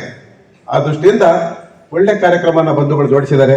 ಆ ಒಂದು ಕಾರ್ಯಕ್ರಮದ ಜೊತೆಗೆ ಅನೇಕ ವಿಚಾರಗಳನ್ನು ತಿಳ್ಕೊಂಡಿದ್ದೀರ. ನೀವೆಲ್ಲರೂ ಕೂಡ ಭಾರತ ಮಾತೆಗೆ ವಿಶೇಷವಾದ ಪುತ್ರ ರತ್ನಗಳಾಗಬೇಕು, ಸಮಾಜಕ್ಕೆ ಎಲ್ಲರೂ ಮಾರ್ಗದರ್ಶಕರಾಗುವಂತ ಮಕ್ಕಳಾಗಬೇಕು ಅಂತ ಈ ಸಂದರ್ಭದಲ್ಲಿ ನಿಮ್ಮನ್ನು ಮತ್ತೊಮ್ಮೆ ಹೇಳ್ತಾ, ಒಳ್ಳೆ ಅಂಕಗಳನ್ನು ತೆಗಿಬೇಕು. ಇಡೀ ರಾಮನಗರ ಜಿಲ್ಲೆಯಲ್ಲಿ ಗುರುಕುಲ ಶಾಲೆ ಎಲ್ಲಿದೆ ಅನ್ನೋದು ಎಲ್ಲ ಜನಕ್ಕೆ ಗೊತ್ತಾಗ್ಬೇಕು. ಅಂತ ಮಾರ್ಕ್ಸ್ ಅನ್ನು ತೆಗೆಯುವಂತ ಪ್ರಯತ್ನ ನಿಮ್ದಾಗಬೇಕು. ಎಲ್ಲ ಶಿಕ್ಷಕರು ಒಳ್ಳೆ ಪ್ರಯತ್ನ ಆಗ್ತಾ ಇದ್ದಾರೆ. ಅದರ ಜೊತೆಗೆ ನಿಮ್ಮ ಪ್ರಯತ್ನ ವಿಶೇಷವಾಗಿರಬೇಕು. ಅವ್ರು ಹಾಕೋ ಪ್ರಯತ್ನಕ್ಕಿಂತ 3/4% ಪ್ರಯತ್ನ ನಿಮ್ದಿರಬೇಕು. ಅವಾಗ ನಿಜವಾಗಿ ಕೂಡ ನೀವೆಲ್ಲರೂ ಕೂಡ ತಂದೆ ತಾಯಿಯ ಆಸೆಗೆ ಒಳ್ಳೆ ಒಂದು ಗುರಿಯನ್ನು ಕೊಟ್ಟಂಗಾಗತ್ತೆ, ಶಾಲೆಗೆ ಒಳ್ಳೆ ಕೀರ್ತಿಯನ್ನು ತಂದಂಗಾಗತ್ತೆ, ನೀವು ಕೂಡ ಎತ್ತರಕ್ಕೆ ಬೆಳೆಯಕ್ಕೆ ಅನುಕೂಲ ಆಗುತ್ತೆ ಅಂತ ಸಂದರ್ಭದಲ್ಲಿ ಹೇಳ್ತಾ, ಈ ಒಂದು ಸಮಯವನ್ನ ಅನುವು ಮಾಡಿಕೊಟ್ಟಂತ ಎಲ್ಲ ಬಂಧುಗಳಿಗೂ, ಪುಟಾಣಿ ಮಕ್ಕಳಿಗೂ, ತಾಯಂದಿರಿಗೂ ನಮಿಸ್ತಾ ನನ್ನ ಮಾತನ್ನು ಮುಗಿಸ್ತಾ ಇದ್ದೀನಿ. ಜೈ ಹಿಂದ್, ಜೈ ಕರ್ನಾಟಕ. ಭಾರತೀಯ ಧರ್ಮ, ಸನಾತನ ಧರ್ಮ ಏನಿದೆ, ತಂದೆ ತಾಯರನ್ನ ಗೌರವಿಸುವಂಥದ್ದು ಬಹಳ ಹಿಂದಿನಿಂದಲೂ ನಡ್ಕೊಂಡ್ ಬಂದಿರ್ತಕ್ಕಂಥದ್ದು. ಅದಕ್ಕೆ ಸಾಕಷ್ಟು ಉದಾಹರಣೆಗಳನ್ನ ನಮ್ಮ ವೇದಿಕೆ ಮೇಲೆ ಆಗಮಿಸಿರ್ತಕ್ಕಂಥ ಎಲ್ಲ ಗಣ್ಯರು ನೀಡಿದ್ದಾರೆ. ಆ ಒಂದು ಕಾರ್ಯವನ್ನ ಕಾರ್ಯರೂಪಕ್ಕೆ ತರಬೇಕು ಅನ್ನೋ ಕಾರಣಕ್ಕೋಸ್ಕರ ಈ ಒಂದು ಸಮಾರಂಭವನ್ನ ಹಮ್ಮಿಕೊಂಡಿರುವಂಥದ್ದು. ಇವತ್ತಿನ ದಿವಸ ಎಲ್ಲ 10ನೇ ತರಗತಿಯ ಪೋಷಕರು ಇಲ್ಲಿ ಆಗಮಿಸಿದ್ದೀರಿ. ಮಕ್ಕಳು ಅವರ ಕೆಲಸದ ಮೇಲೆ ಹೊರಗಡೆ ತೆರಳಿದ್ದಾರೆ. ನಿಮಗೆ ಒಂದು ಕಿವಿ ಮಾತು, ಈಗ 10ನೇ ತರಗತಿಯ ಮಕ್ಕಳು ಇನ್ನೇನು 1 ತಿಂಗಳಲ್ಲಿ ಎಕ್ಸಾಮಿನೇಷನ್ ಅನ್ನ ಎದುರಿಸ್ತಾ ಇದ್ದಾರೆ. ಇನ್ನು 1 ಮಂತ್ ಇರುತ್ತೆ ಅಷ್ಟೇ ಅವ್ರಿಗೆ. ಈ ಒಂದು ಸಂದರ್ಭದಲ್ಲಿ ಅವರಿಗೆ ನೀವು ಪೂರ್ಣ ಸಹಕಾರವನ್ನ ಕೊಡಬೇಕಾಗತ್ತೆ. ಏಕೆಂದ್ರೆ ಯಾವ ಮಗುನೂ ಕೂಡ ಹುಟ್ಟಿನಿಂದ ದಡ್ಡ ಅಲ್ಲ, ಯಾವ ಮಗುನೂ ಕೂಡ ಹುಟ್ಟಿನಿಂದ ಬುದ್ಧಿವಂತನೂ ಅಲ್ಲ. ಎಲ್ಲ ಮಕ್ಕಳಿಗೂ ಕೂಡ, ಅಂದ್ರೆ ಈ ಒಂದು ಪ್ರಪಂಚದಲ್ಲಿ ಜನಿಸಿರ್ತಕ್ಕಂಥ ಪ್ರತಿಯೊಂದು ಜೀವಿಗೂ ಕೂಡ ತನ್ನದೇ ಆದಂತ ವೈಶಿಷ್ಟ್ಯ ಇರುತ್ತೆ. ನಿಮ್ಮ ಮಗುನಲ್ಲೂ ಆ ವೈಶಿಷ್ಟ್ಯತೆ ಇರುತ್ತೆ. ಆದ್ರೆ ಅದನ್ನ ನಾವು ಗುರುತಿಸ್ಬೇಕಾಗತ್ತೆ. ಅದು ತಂದೆ ತಾಯಂದಿರುಗಳು ಗುರುತಿಸ್ಬೇಕು, ಅಥವಾ ಗುರುಗಳು ಗುರುತಿಸ್ಬೇಕು. ಮತ್ತೆ ಅದಕ್ಕೊಂದು ಸತ್ಕಾಲ, ಒಂದು ಟೈಮ್ ಬರಬೇಕು ಅಂತ ಹೇಳ್ತೀವಿ ನಾವು ಅದಕ್ಕೆ. ಹಾಗಾಗಿ ಎಲ್ಲ ಮಕ್ಕಳು ಕೂಡ ಬುದ್ಧಿವಂತರೇ ಆಗಿರ್ತಾರೆ, ಒಂದೊಂದು ವಿಭಾಗದಲ್ಲಿ ಬುದ್ಧಿವಂತರಾಗಿರ್ತಾರೆ. ಈ ಸಂದರ್ಭದಲ್ಲಿ ನೀವು ಮಾಡ್ಬೇಕಾಗಿರುವಂತ ಕೆಲಸ ಏನಪ್ಪಾ ಅಂತಂದ್ರೆ, ನಾನು ಹೇಳುವಂಥದ್ದು, ನಿಮ್ಮ ಮಕ್ಕಳಿಗೆ ಆದಷ್ಟು ಪ್ರೋತ್ಸಾಹದಾಯಕವಾದಂತಹ ಮಾತುಗಳನ್ನ ಆಡ್ಬೇಕಾಗತ್ತೆ. ಯಾಕೆಂದ್ರೆ ಮಾರ್ಕ್ಸ್ ತಗೊಳ್ಳೋದು ಒಂದು ಕಡೆಯಿಂದ ಬಹಳ ಮುಖ್ಯವಾದಂತ ವಿಚಾರನೆ ಹೌದು. ಆದ್ರೂ ಕೂಡ ಈ ಸಂದಿಗ್ಧ ಪರಿಸ್ಥಿತಿಗಳಲ್ಲಿ, ಮೀನ್ಸ್ ಈ students are facing examination, they are mentally in a critical position. So that means ಅವ್ರಿಗೆ ಪ್ರೆಷರೈಸೇಷನ್ ಅನ್ನೋದು ಇರಬಾರ್ದು ಅಂತ ನಾನು ಹೇಳೋದು ಅಷ್ಟೇ. ಒತ್ತಡವನ್ನ ಹಾಕದೆ ಮಕ್ಕಳಿಗೆ ಪ್ರೋತ್ಸಾಹವನ್ನ ಕೊಡ್ತಾ ಅವರು ಮುಂದೆ ಬರುವಂತ ಎಕ್ಸಾಮಿನೇಷನ್ ಅನ್ನ ಧೈರ್ಯವಾಗಿ ಎದುರಿಸ್ತಕ್ಕಂಥ ಮನೋಸ್ಥೈರ್ಯವನ್ನ ತಂದೆ ತಾಯಿಗಳು ತುಂಬಬೇಕು. ಮತ್ತೆ ಯಾವುದೇ ತಂದೆ ತಾಯಿಗಳು ತಮ್ಮ ಮಕ್ಕಳನ್ನ ಬೇರೆ ಮಕ್ಕಳ ಜೊತೆ ಕಂಪೇರ್ ಮಾಡಬೇಡಿ. ಕಂಪೇರ್ ಮಾಡೋದು ಏನಾಗತ್ತೆ, ಆತ ನೋಡಪ್ಪ ನಿಮ್ಗಿನ ಜಾಸ್ತಿ ತಗೋತಾನೆ ಅಥವಾ ಈತ ಕಡಿಮೆ ತಗೋತಾರೆ, ಆಕೆ ಚೆನ್ನಾಗಿ ಓದ್ತಾಳೆ, ನೀ ಚೆನ್ನಾಗಿ ಓದಲ್ಲ. ಖಂಡಿತ ಅಲ್ಲ, ಅದು ಬೇಡ. ಎಲ್ಲರೂ ಮಕ್ಕಳು ಕೂಡ ಬುದ್ಧಿವಂತರಾಗಿರ್ತಾರೆ. ನಿಮ್ಮ ಮಕ್ಕಳ ಸಾಮರ್ಥ್ಯ ಏನು ಅಂತ ನಿಮ್ಗೆ ಈಗಾಗಲೇ ಗೊತ್ತಿರುತ್ತೆ. ಅವರ ಸಾಮರ್ಥ್ಯ ಏನಿದೆಯೋ ಅದಕ್ಕಿಂತ ಹೆಚ್ಚಿನ ಅಂಕಗಳನ್ನ ತಗೊಳ್ಳೋದಕ್ಕೆ ಅವ್ರಿಗೆ ನೀವು ಖಂಡಿತವಾಗಿ ಪ್ರೋತ್ಸಾಹವನ್ನ ಕೊಟ್ಟಿದ್ದೇ ಆದ್ರೆ ಅವರು ನಿಜವಾಗ್ಲೂ ಕೂಡ ಉತ್ತಮವಾದಂತಹ ಅಂಕಗಳನ್ನ ತಗೊಳ್ಳೋದಕ್ಕೆ ಅವಕಾಶ ಆಗತ್ತೆ. ಮತ್ತೆ ಟೂ ಮಚ್ ಆಫ್ ಎಕ್ಸ್ಪೆಕ್ಟೇಷನ್ ಬೇಡ ಅಂತ ನನ್ನ ಭಾವನೆ. ಎಕ್ಸ್ಪೆಕ್ಟೇಷನ್ ಇರಬೇಕು. ಎಕ್ಸ್ಪೆಕ್ಟೇಷನ್ ಇಲ್ಲದ್ರೆ ನಾವು ಯಾವುದೇ ಗುರಿಯನ್ನ ಮುಟ್ಟೋದಿಕ್ಕಾಗಲ್ಲ. That should not be too much of expectation. ಅತಿಯಾದಂತಹ ನಿರೀಕ್ಷೆಗಳು ಬೇಡ. ಸಾಮರ್ಥ್ಯಕ್ಕೆ ತಕ್ಕಂತ ಒಂದು ಪ್ರದರ್ಶನ ಇನ್ ಟರ್ಮ್ಸ್ ಆಫ್ ಮಾರ್ಕ್ಸ್ ಆ ಮಕ್ಕಳು ಮಾಡಬೇಕಾಗತ್ತೆ. ಅದಕ್ಕೆ ಪೂರಕವಾಗಿ ತಾವೆಲ್ಲರೂ ಕೂಡ ಅವರಿಗೆ ಸಹಕಾರ ಕೊಟ್ಟಿದೆ ಆದ್ರೆ ಉತ್ತಮವಾದಂತಹ ಅಂಕಗಳನ್ನ ನಾವು ನಿರೀಕ್ಷೆ ಮಾಡಲಿಕ್ಕೆ ಸಾಧ್ಯ ಆಗತ್ತೆ. ಅಂಕಗಳು ಒಂದು ಕಡೆ ಆದ್ರೂ ಕೂಡ ಅವರ ಕಲಿಕೆ ಗುಣಮಟ್ಟನೂ ಕೂಡ ನಮಗೆ ಬೇಕಾಗತ್ತೆ. ಹಾಗಾಗಿ ಅಂಕಗಳು ಮುಖ್ಯ ಆಗಿರುತ್ತೆ. ಅದರ ಜೊತೆನಲ್ಲಿ ಅವರು ವಿಷಯಗಳನ್ನ ಚೆನ್ನಾಗಿ ಕಲಿಯೋದು ಮುಖ್ಯ ಆಗಿರುತ್ತೆ. ಈ ಎಲ್ಲಾ ವಿಚಾರಗಳಿಗೂ ಕೂಡ ತಂದೆ ತಾಯಂದಿರು ಖಂಡಿತವಾಗ್ಲೂ ಪ್ರೋತ್ಸಾಹವನ್ನ ಕೊಡಲೇಬೇಕು. ಸೊ ಆ ಎಲ್ಲ ಜವಾಬ್ದಾರಿ ತಾವೆಲ್ಲರೂ ನಿಭಾಯಿಸ್ತೀರಾ ಅಂತ ಹೇಳ್ತಿ ಈ ಸಂದರ್ಭದಲ್ಲಿ ಮಾತಾಡೋದಕ್ಕೆ ಅವಕಾಶ ಕೊಟ್ಟಂತಹ ಎಲ್ರಿಗೂ ವಂದಿಸ್ತಾ ನನ್ನ ಮಾತನ್ನ ಮುಗಿಸ್ತಾ ಇದ್ದೇನೆ. Thank you. ಅಲ್ಲದೆ ಬೇರೆ ತಾಯಿಯರಿಂದ ಒಂದು ಕೈತುತ್ತೂಟ, ಇದೊಂದು ಅತ್ಯಂತ ಮೈ ರೋಮಾಂಚನ ಭರಿತವಾಗಿರ್ತಕ್ಕಂತಹ ಜೀವನದಲ್ಲಿ ಇನ್ನೆಂದಿಗೂ ಕೂಡ ಎಷ್ಟೇ ದುಡ್ಡು ಕೊಟ್ಟರೂ ಕೂಡ ಅವಿಸ್ಮರಣೀಯ ದಿನವಾಗಿ ನಿಲ್ಲುತ್ತೆ ಅಂತ ಹೇಳಿ ನಾನಾದ್ರೂ ಭಾವಿಸ್ತೇನೆ. ಯಾಕಂದ್ರೆ ತಂದೆ ತಾಯಿಗಳು ನಿಜಕ್ಕೂ ಕೂಡ ಇವತ್ತು ಪುಳಕಿತವಾಗಿದ್ದೀರಿ. ಅಷ್ಟೇ ಧನ್ಯತಾ ಭಾವದಿಂದ ಮಕ್ಕಳು ತನ್ನ ತಂದೆ ತಾಯಿಗಳಿಗೆ ನಮಸ್ಕಾರ ಮಾಡಿ ಅವರಿಂದ ಆಶೀರ್ವಾದವನ್ನು ಪಡ್ಕೊಂಡಿದ್ದೀರಿ. ಪ್ರತಿಯೊಂದು ಯಶಸ್ಸಿನ ಹಿಂದೆ, ಮಕ್ಕಳ ಯಶಸ್ಸಿನ ಹಿಂದೆ ತಂದೆ ತಾಯಿಗಳು ಮತ್ತು ಗುರುಗಳ ಆಶೀರ್ವಾದ ಇದ್ದೇ ಇರುತ್ತೆ. ವಿದ್ಯೆಯಿಂದ ವಿನಯತೆ ಬರುತ್ತೆ, ವಿನಯತೆಯಿಂದ ಬದುಕಿಗೆ ಗೌರವ ಅಂತಕ್ಕಂಥದ್ದು ಬರುತ್ತೆ. ಬಹಳಷ್ಟು ತಪ್ಪುಗಳನ್ನ ಇಲ್ಲಿ ಶಿವರಾಮ್ ಸರ್ ಮಾತಾಡ್ತಾ ಹೇಳಿದ್ರು. ಬಹಳಷ್ಟು ತಪ್ಪುಗಳನ್ನ ನಾವು ಮಾಡಿರ್ತೀವಿ, ತಂದೆ ತಾಯಿಗಳ ಮನಸ್ಸನ್ನು ನೋಯಿಸಿರ್ತೀವಿ. ಆದಾಗ್ಯೂ ಕೂಡ ತಂದೆ ತಾಯಿಗಳಿಗೆ ಕ್ಷಮಾಗುಣ ಇರುತ್ತೆ. ಇದು ನನ್ನ ಮಗು, ತಿದ್ದಿ ಇಡಬೇಕಾಗಿರ್ತಕ್ಕಂಥದ್ದು ನನ್ನ ಕರ್ತವ್ಯ. ಶಿಕ್ಷಕರು ಕೂಡ ಮಕ್ಕಳನ್ನು ತಿದ್ದಬೇಕಾಗಿರ್ತಕ್ಕಂಥದ್ದು ನನ್ನ ಕರ್ತವ್ಯ.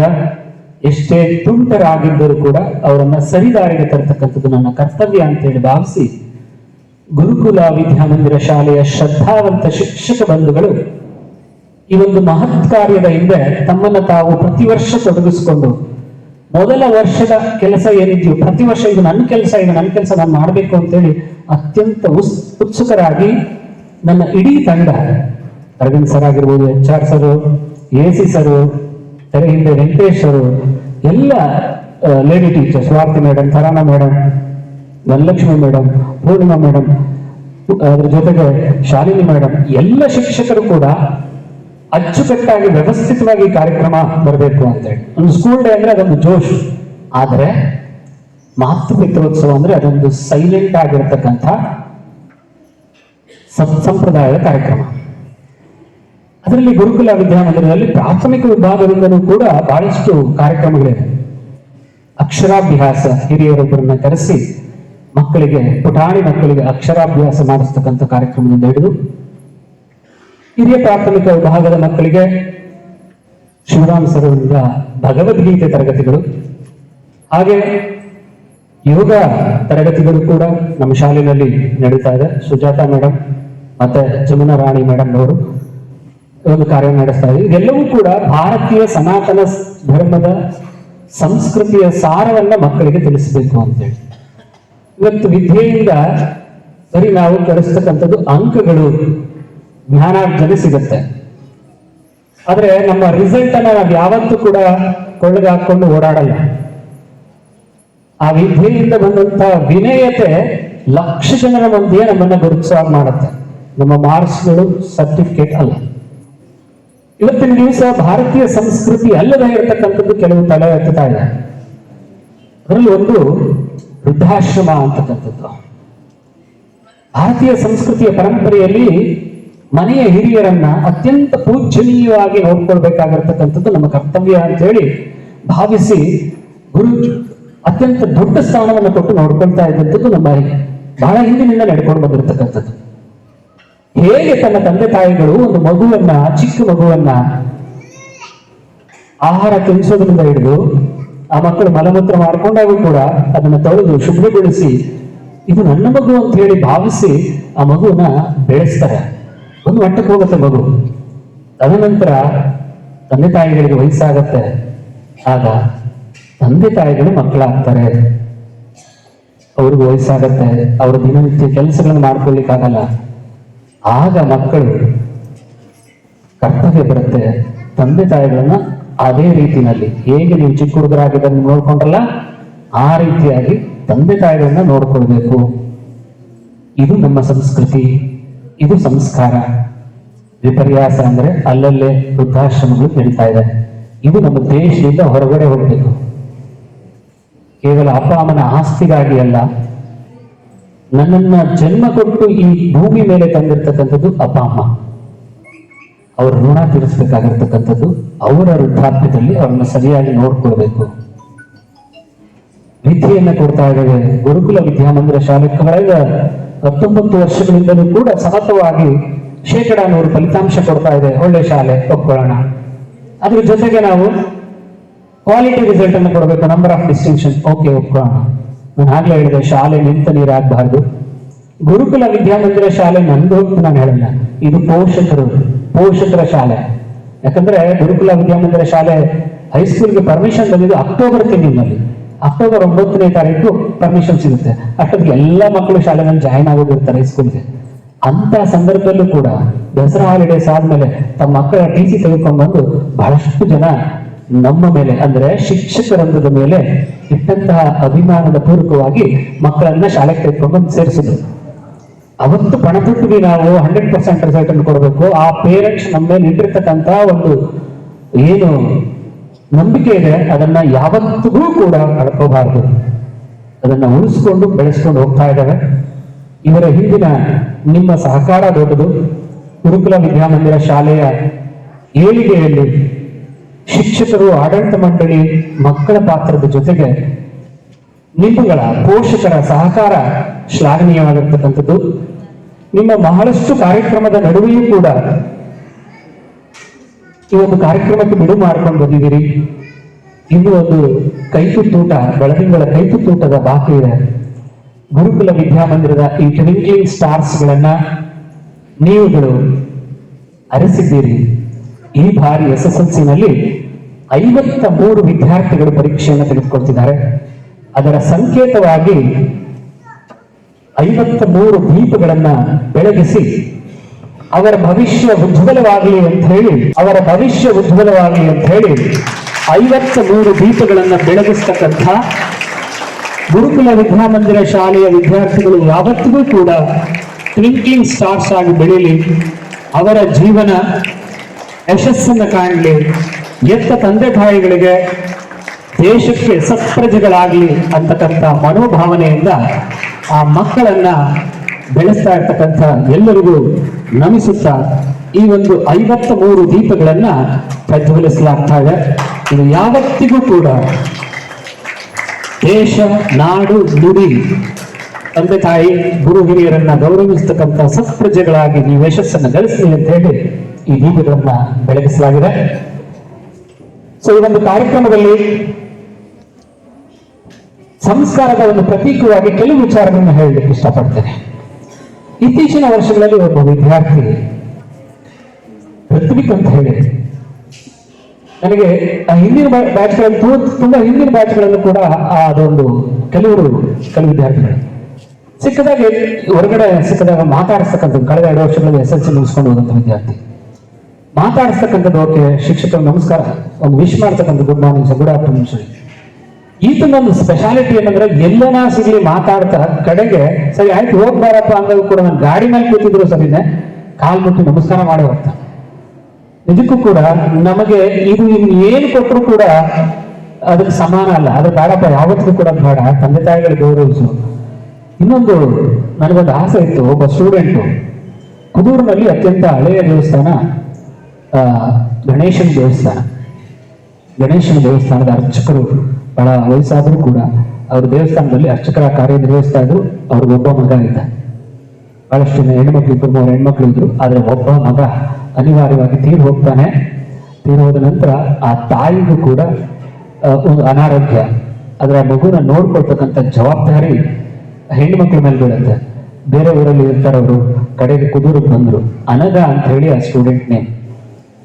ಆ ವಿದ್ಯಾರ್ಥಿನಿಗೆ ನಾವು ಶಿಕ್ಷಣವನ್ನು ಉಚಿತವಾಗಿ ನೀಡಿ ಹೇಗಾದ್ರೂ ಮಾಡಿ ಅಥವಾ ಕಡಿಮೆ ಫೀಸ್ನಲ್ಲಿ ಮಾಡಬೇಕು ಅಂತ ಹೇಳಿ ಅಂದ್ಕೊಂಡು ಶಿಕ್ಷಣವನ್ನು 1 ವರ್ಷ ಆಯ್ತು. 2ನೇ ವರ್ಷಕ್ಕೆ ಪಾಪ ಸ್ಟಾರ್ಟಿಂಗ್ ಅಲ್ಲಿ ಅವ್ರ ತಾಯಿ ಕೂಡ ತಿಳ್ಕೊಂಡ್ಬಿಟ್ರು. ಯಾಕಂದ್ರೆ ನಮ್ಮ ಕುದೂರಿನಲ್ಲಿ ಏನೋ ಒಂದು ಒಳ್ಳೆ ಕೆಲಸ ಮಾಡಿದಂಥವ್ರು ಬಹಳ ಭಕ್ತಿಯಿಂದ ಕೆಲಸ ನಿರ್ವಹಿಸಿದಂಥವರ ಒಂದು ಸೇವೆಯನ್ನು ಕೊಡ್ಲಿಕ್ಕೆ ನಮ್ಗೊಂದು ಅವಕಾಶ ಸಿಕ್ತು ಅಂತ ಹೇಳಿ ನಾನು ಭಾವಿಸಿದ್ದೆ. ಅನಿವಾರ್ಯವಾಗಿ ಅವರ ದೊಡ್ಡಮ್ಮ ಅವ್ರನ್ನ ಕರ್ಕೊಂಡು, ಯಾಕಂದ್ರೆ ಇಲ್ಲಿ ನೋಡ್ಕೊಳ್ಳೋರು ಯಾರೂ ಇಲ್ಲ, ಕರ್ಕೊಂಡು ಹೋದ್ರು. ಆದ್ರೆ ಆ ಮಗು ಪ್ರತಿ 2-3 ತಿಂಗಳಿಗಾದ್ರೆ ಅಥವಾ ತಾನು ಏನಾದರೂ ಆ ಶಾಲೆನ ಅಚೀವ್ ಮಾಡಿದ್ರೆ ನೆನೆಸ್ಕೊಂಡು ಸರ್ ನಿಮ್ಗೆ ಈ ತರ ಮಾಡಿದ್ದೇನೆ ಅಂತ ಹೇಳುತ್ತೆ. ಇವೆಲ್ಲವೂ ಕೂಡ ನಾವು ಸಾಧಿಸಿರ್ತಕ್ಕಂಥದ್ದು ಅತ್ಯಂತ ಅಲ್ಪ, ಮಾಡಬೇಕಾಗಿರೋದು ಬಹಳಷ್ಟು ಇದೆ ಅಂತ ಅನ್ನಿಸುತ್ತೆ. ಕೆಲವೊಂದ್ ಕಡೆ ನಾವು ಕೆಲವು ಸತಿ ಕ್ಲಾಸ್ ರೂಮ್ಗಳಲ್ಲಿ ತುಂಬಾ ಬೇಜಾರಾಗಿರುತ್ತೆ. ಯಾಕಂದ್ರೆ ನಮ್ಮ ವಿದ್ಯಾರ್ಥಿಗಳೇ ಅಷ್ಟು ಬೇಜಾರು ಮಾಡಿಸಿರ್ತಾರೆ. ಇಂತಹ ಸಂದರ್ಭಗಳಲ್ಲಿ ಒಂದು ಒಳ್ಳೆ ರಿಸಲ್ಟ್ ಕೊಟ್ಟಾಗ, ತಂದೆ ತಾಯಿಗಳಿಗೆ ಒಳ್ಳೆ ಹೆಸರು ತಂದಾಗ, ಶಿಕ್ಷಕರಿಗೆ ಗೌರವ ಕೊಟ್ಟಾಗ ಇದೆಲ್ಲವೂ ಕೂಡ ಮರೆತು ಹೋಗುತ್ತೆ. 30 ದಿವಸಗಳಿದೆ. ನಿಮ್ಮ ಲೈಫ್ ಟರ್ನಿಂಗ್ ಪಾಯಿಂಟ್ ಇದಾಗಿರುತ್ತೆ ಮಕ್ಕಳೇ. ತಂದೆ ತಾಯಿಗಳ ಆಶೀರ್ವಾದ ಪಡ್ಕೊಂಡಿದ್ದೀರಿ, ವೇದಿಕೆಯಲ್ಲಿರ್ತಕ್ಕಂಥ ಗುರು ಹಿರಿಯರ ಮಾರ್ಗದರ್ಶನವನ್ನು ಪಡ್ಕೊಂಡಿದ್ದೀರಿ. ಗುರಿ ಮುಟ್ಟ ತನಕ ನಿಲ್ಲದಿರಿ, ಹೇಳಿ ಗುರಿ ಮುಟ್ಟುವ ತನಕ ನಿಲ್ಲದಿರಿ. ಯಶಸ್ಸು ನಿಮ್ಮದಾಗಲಿ, ಸರ್ವವು ನಿಮ್ಮನ್ನ ಹರಿಸಲಿ ಅಂತ ಹೇಳ್ತಾ ಇನ್ನು ಬಹಳಷ್ಟು ಕಾರ್ಯಕ್ರಮಗಳಿದೆ. ಇನ್ನೊಂದು ಕಡೆಯದಾಗಿ ನಮ್ಮ ಶಾಲೆಯಲ್ಲಿ 10ನೇ ತರಗತಿ ವಿದ್ಯಾರ್ಥಿಗಳಿಂದ 9ನೇ ತರಗತಿ ವಿದ್ಯಾರ್ಥಿಗಳಿಗೆ ಒಂದು ದೀಪ ಹಸ್ತಾಂತರ ಕಾರ್ಯಕ್ರಮ ಅಂತ ಹೇಳಿ, ಅದು ವರ್ಷದ ಕಡೆಯಲ್ಲಿ ಪರೀಕ್ಷೆ ಆದ ನಂತರ ಮಾಡ್ತಕ್ಕಂಥ. ಅಂದ್ರೆ ನಾವು ಈ ಶಾಲೆಯ ಯಶಸ್ಸನ್ನ ಉತ್ತುಂಗಕ್ಕೆ ತೆಗೆದುಕೊಂಡು ಹೋಗಿದ್ದೇವೆ ಪರೀಕ್ಷೆ ಆದ ನಂತರ. ಇನ್ನು ಮುಂದೆ ಶಾಲೆಯ ಭವಿಷ್ಯವನ್ನ ನಿಮಗೆ ಅರ್ಪಿಸ್ತಾ ಇದ್ದೇವೆ ಅಂತಕ್ಕಂಥ ಒಂದು ಸಂಪ್ರದಾಯ ಕಾರ್ಯಕ್ರಮ. ಇದೇ ರೀತಿಯ ಕಾರ್ಯಕ್ರಮಗಳನ್ನು ಮತ್ತಷ್ಟು ಹಮ್ಮಿಕೊಳ್ತಾ ಶಾಲೆಯ ಪ್ರತಿಯೊಂದು ಮಗುವಿನೂ ಕೂಡ ಯಶಸ್ಸಿನೆಡೆಗೆ ಕೊಂಡೊಯ್ಯೋದಕ್ಕೆ ನನ್ನೆಲ್ಲ ಶಿಕ್ಷಕ ವರ್ಗ ಸಿದ್ಧರಿದೆ. ನಿಮ್ಮೆಲ್ಲರ ಸಹಕಾರವನ್ನ ಬಯಸ್ತಾ, ಈಗ ಆಲ್ರೆಡಿ ಬಹಳಷ್ಟು ಸಮಯ ಆಗಿದೆ, ನಿಮ್ಮೆಲ್ಲರ ಸಹಕಾರಕ್ಕೆ ತುಂಬ ಹೃದಯದ ಧನ್ಯವಾದಗಳನ್ನು ಅರ್ಪಿಸ್ತಾ ನನ್ನ ಮಾತನ್ನು ಮುಗಿಸ್ತಾ ಇದ್ದೇನೆ. Thank you. ಜೈ ಹಿಂದ್, ಜೈ ಕರ್ನಾಟಕ ಮಾತು.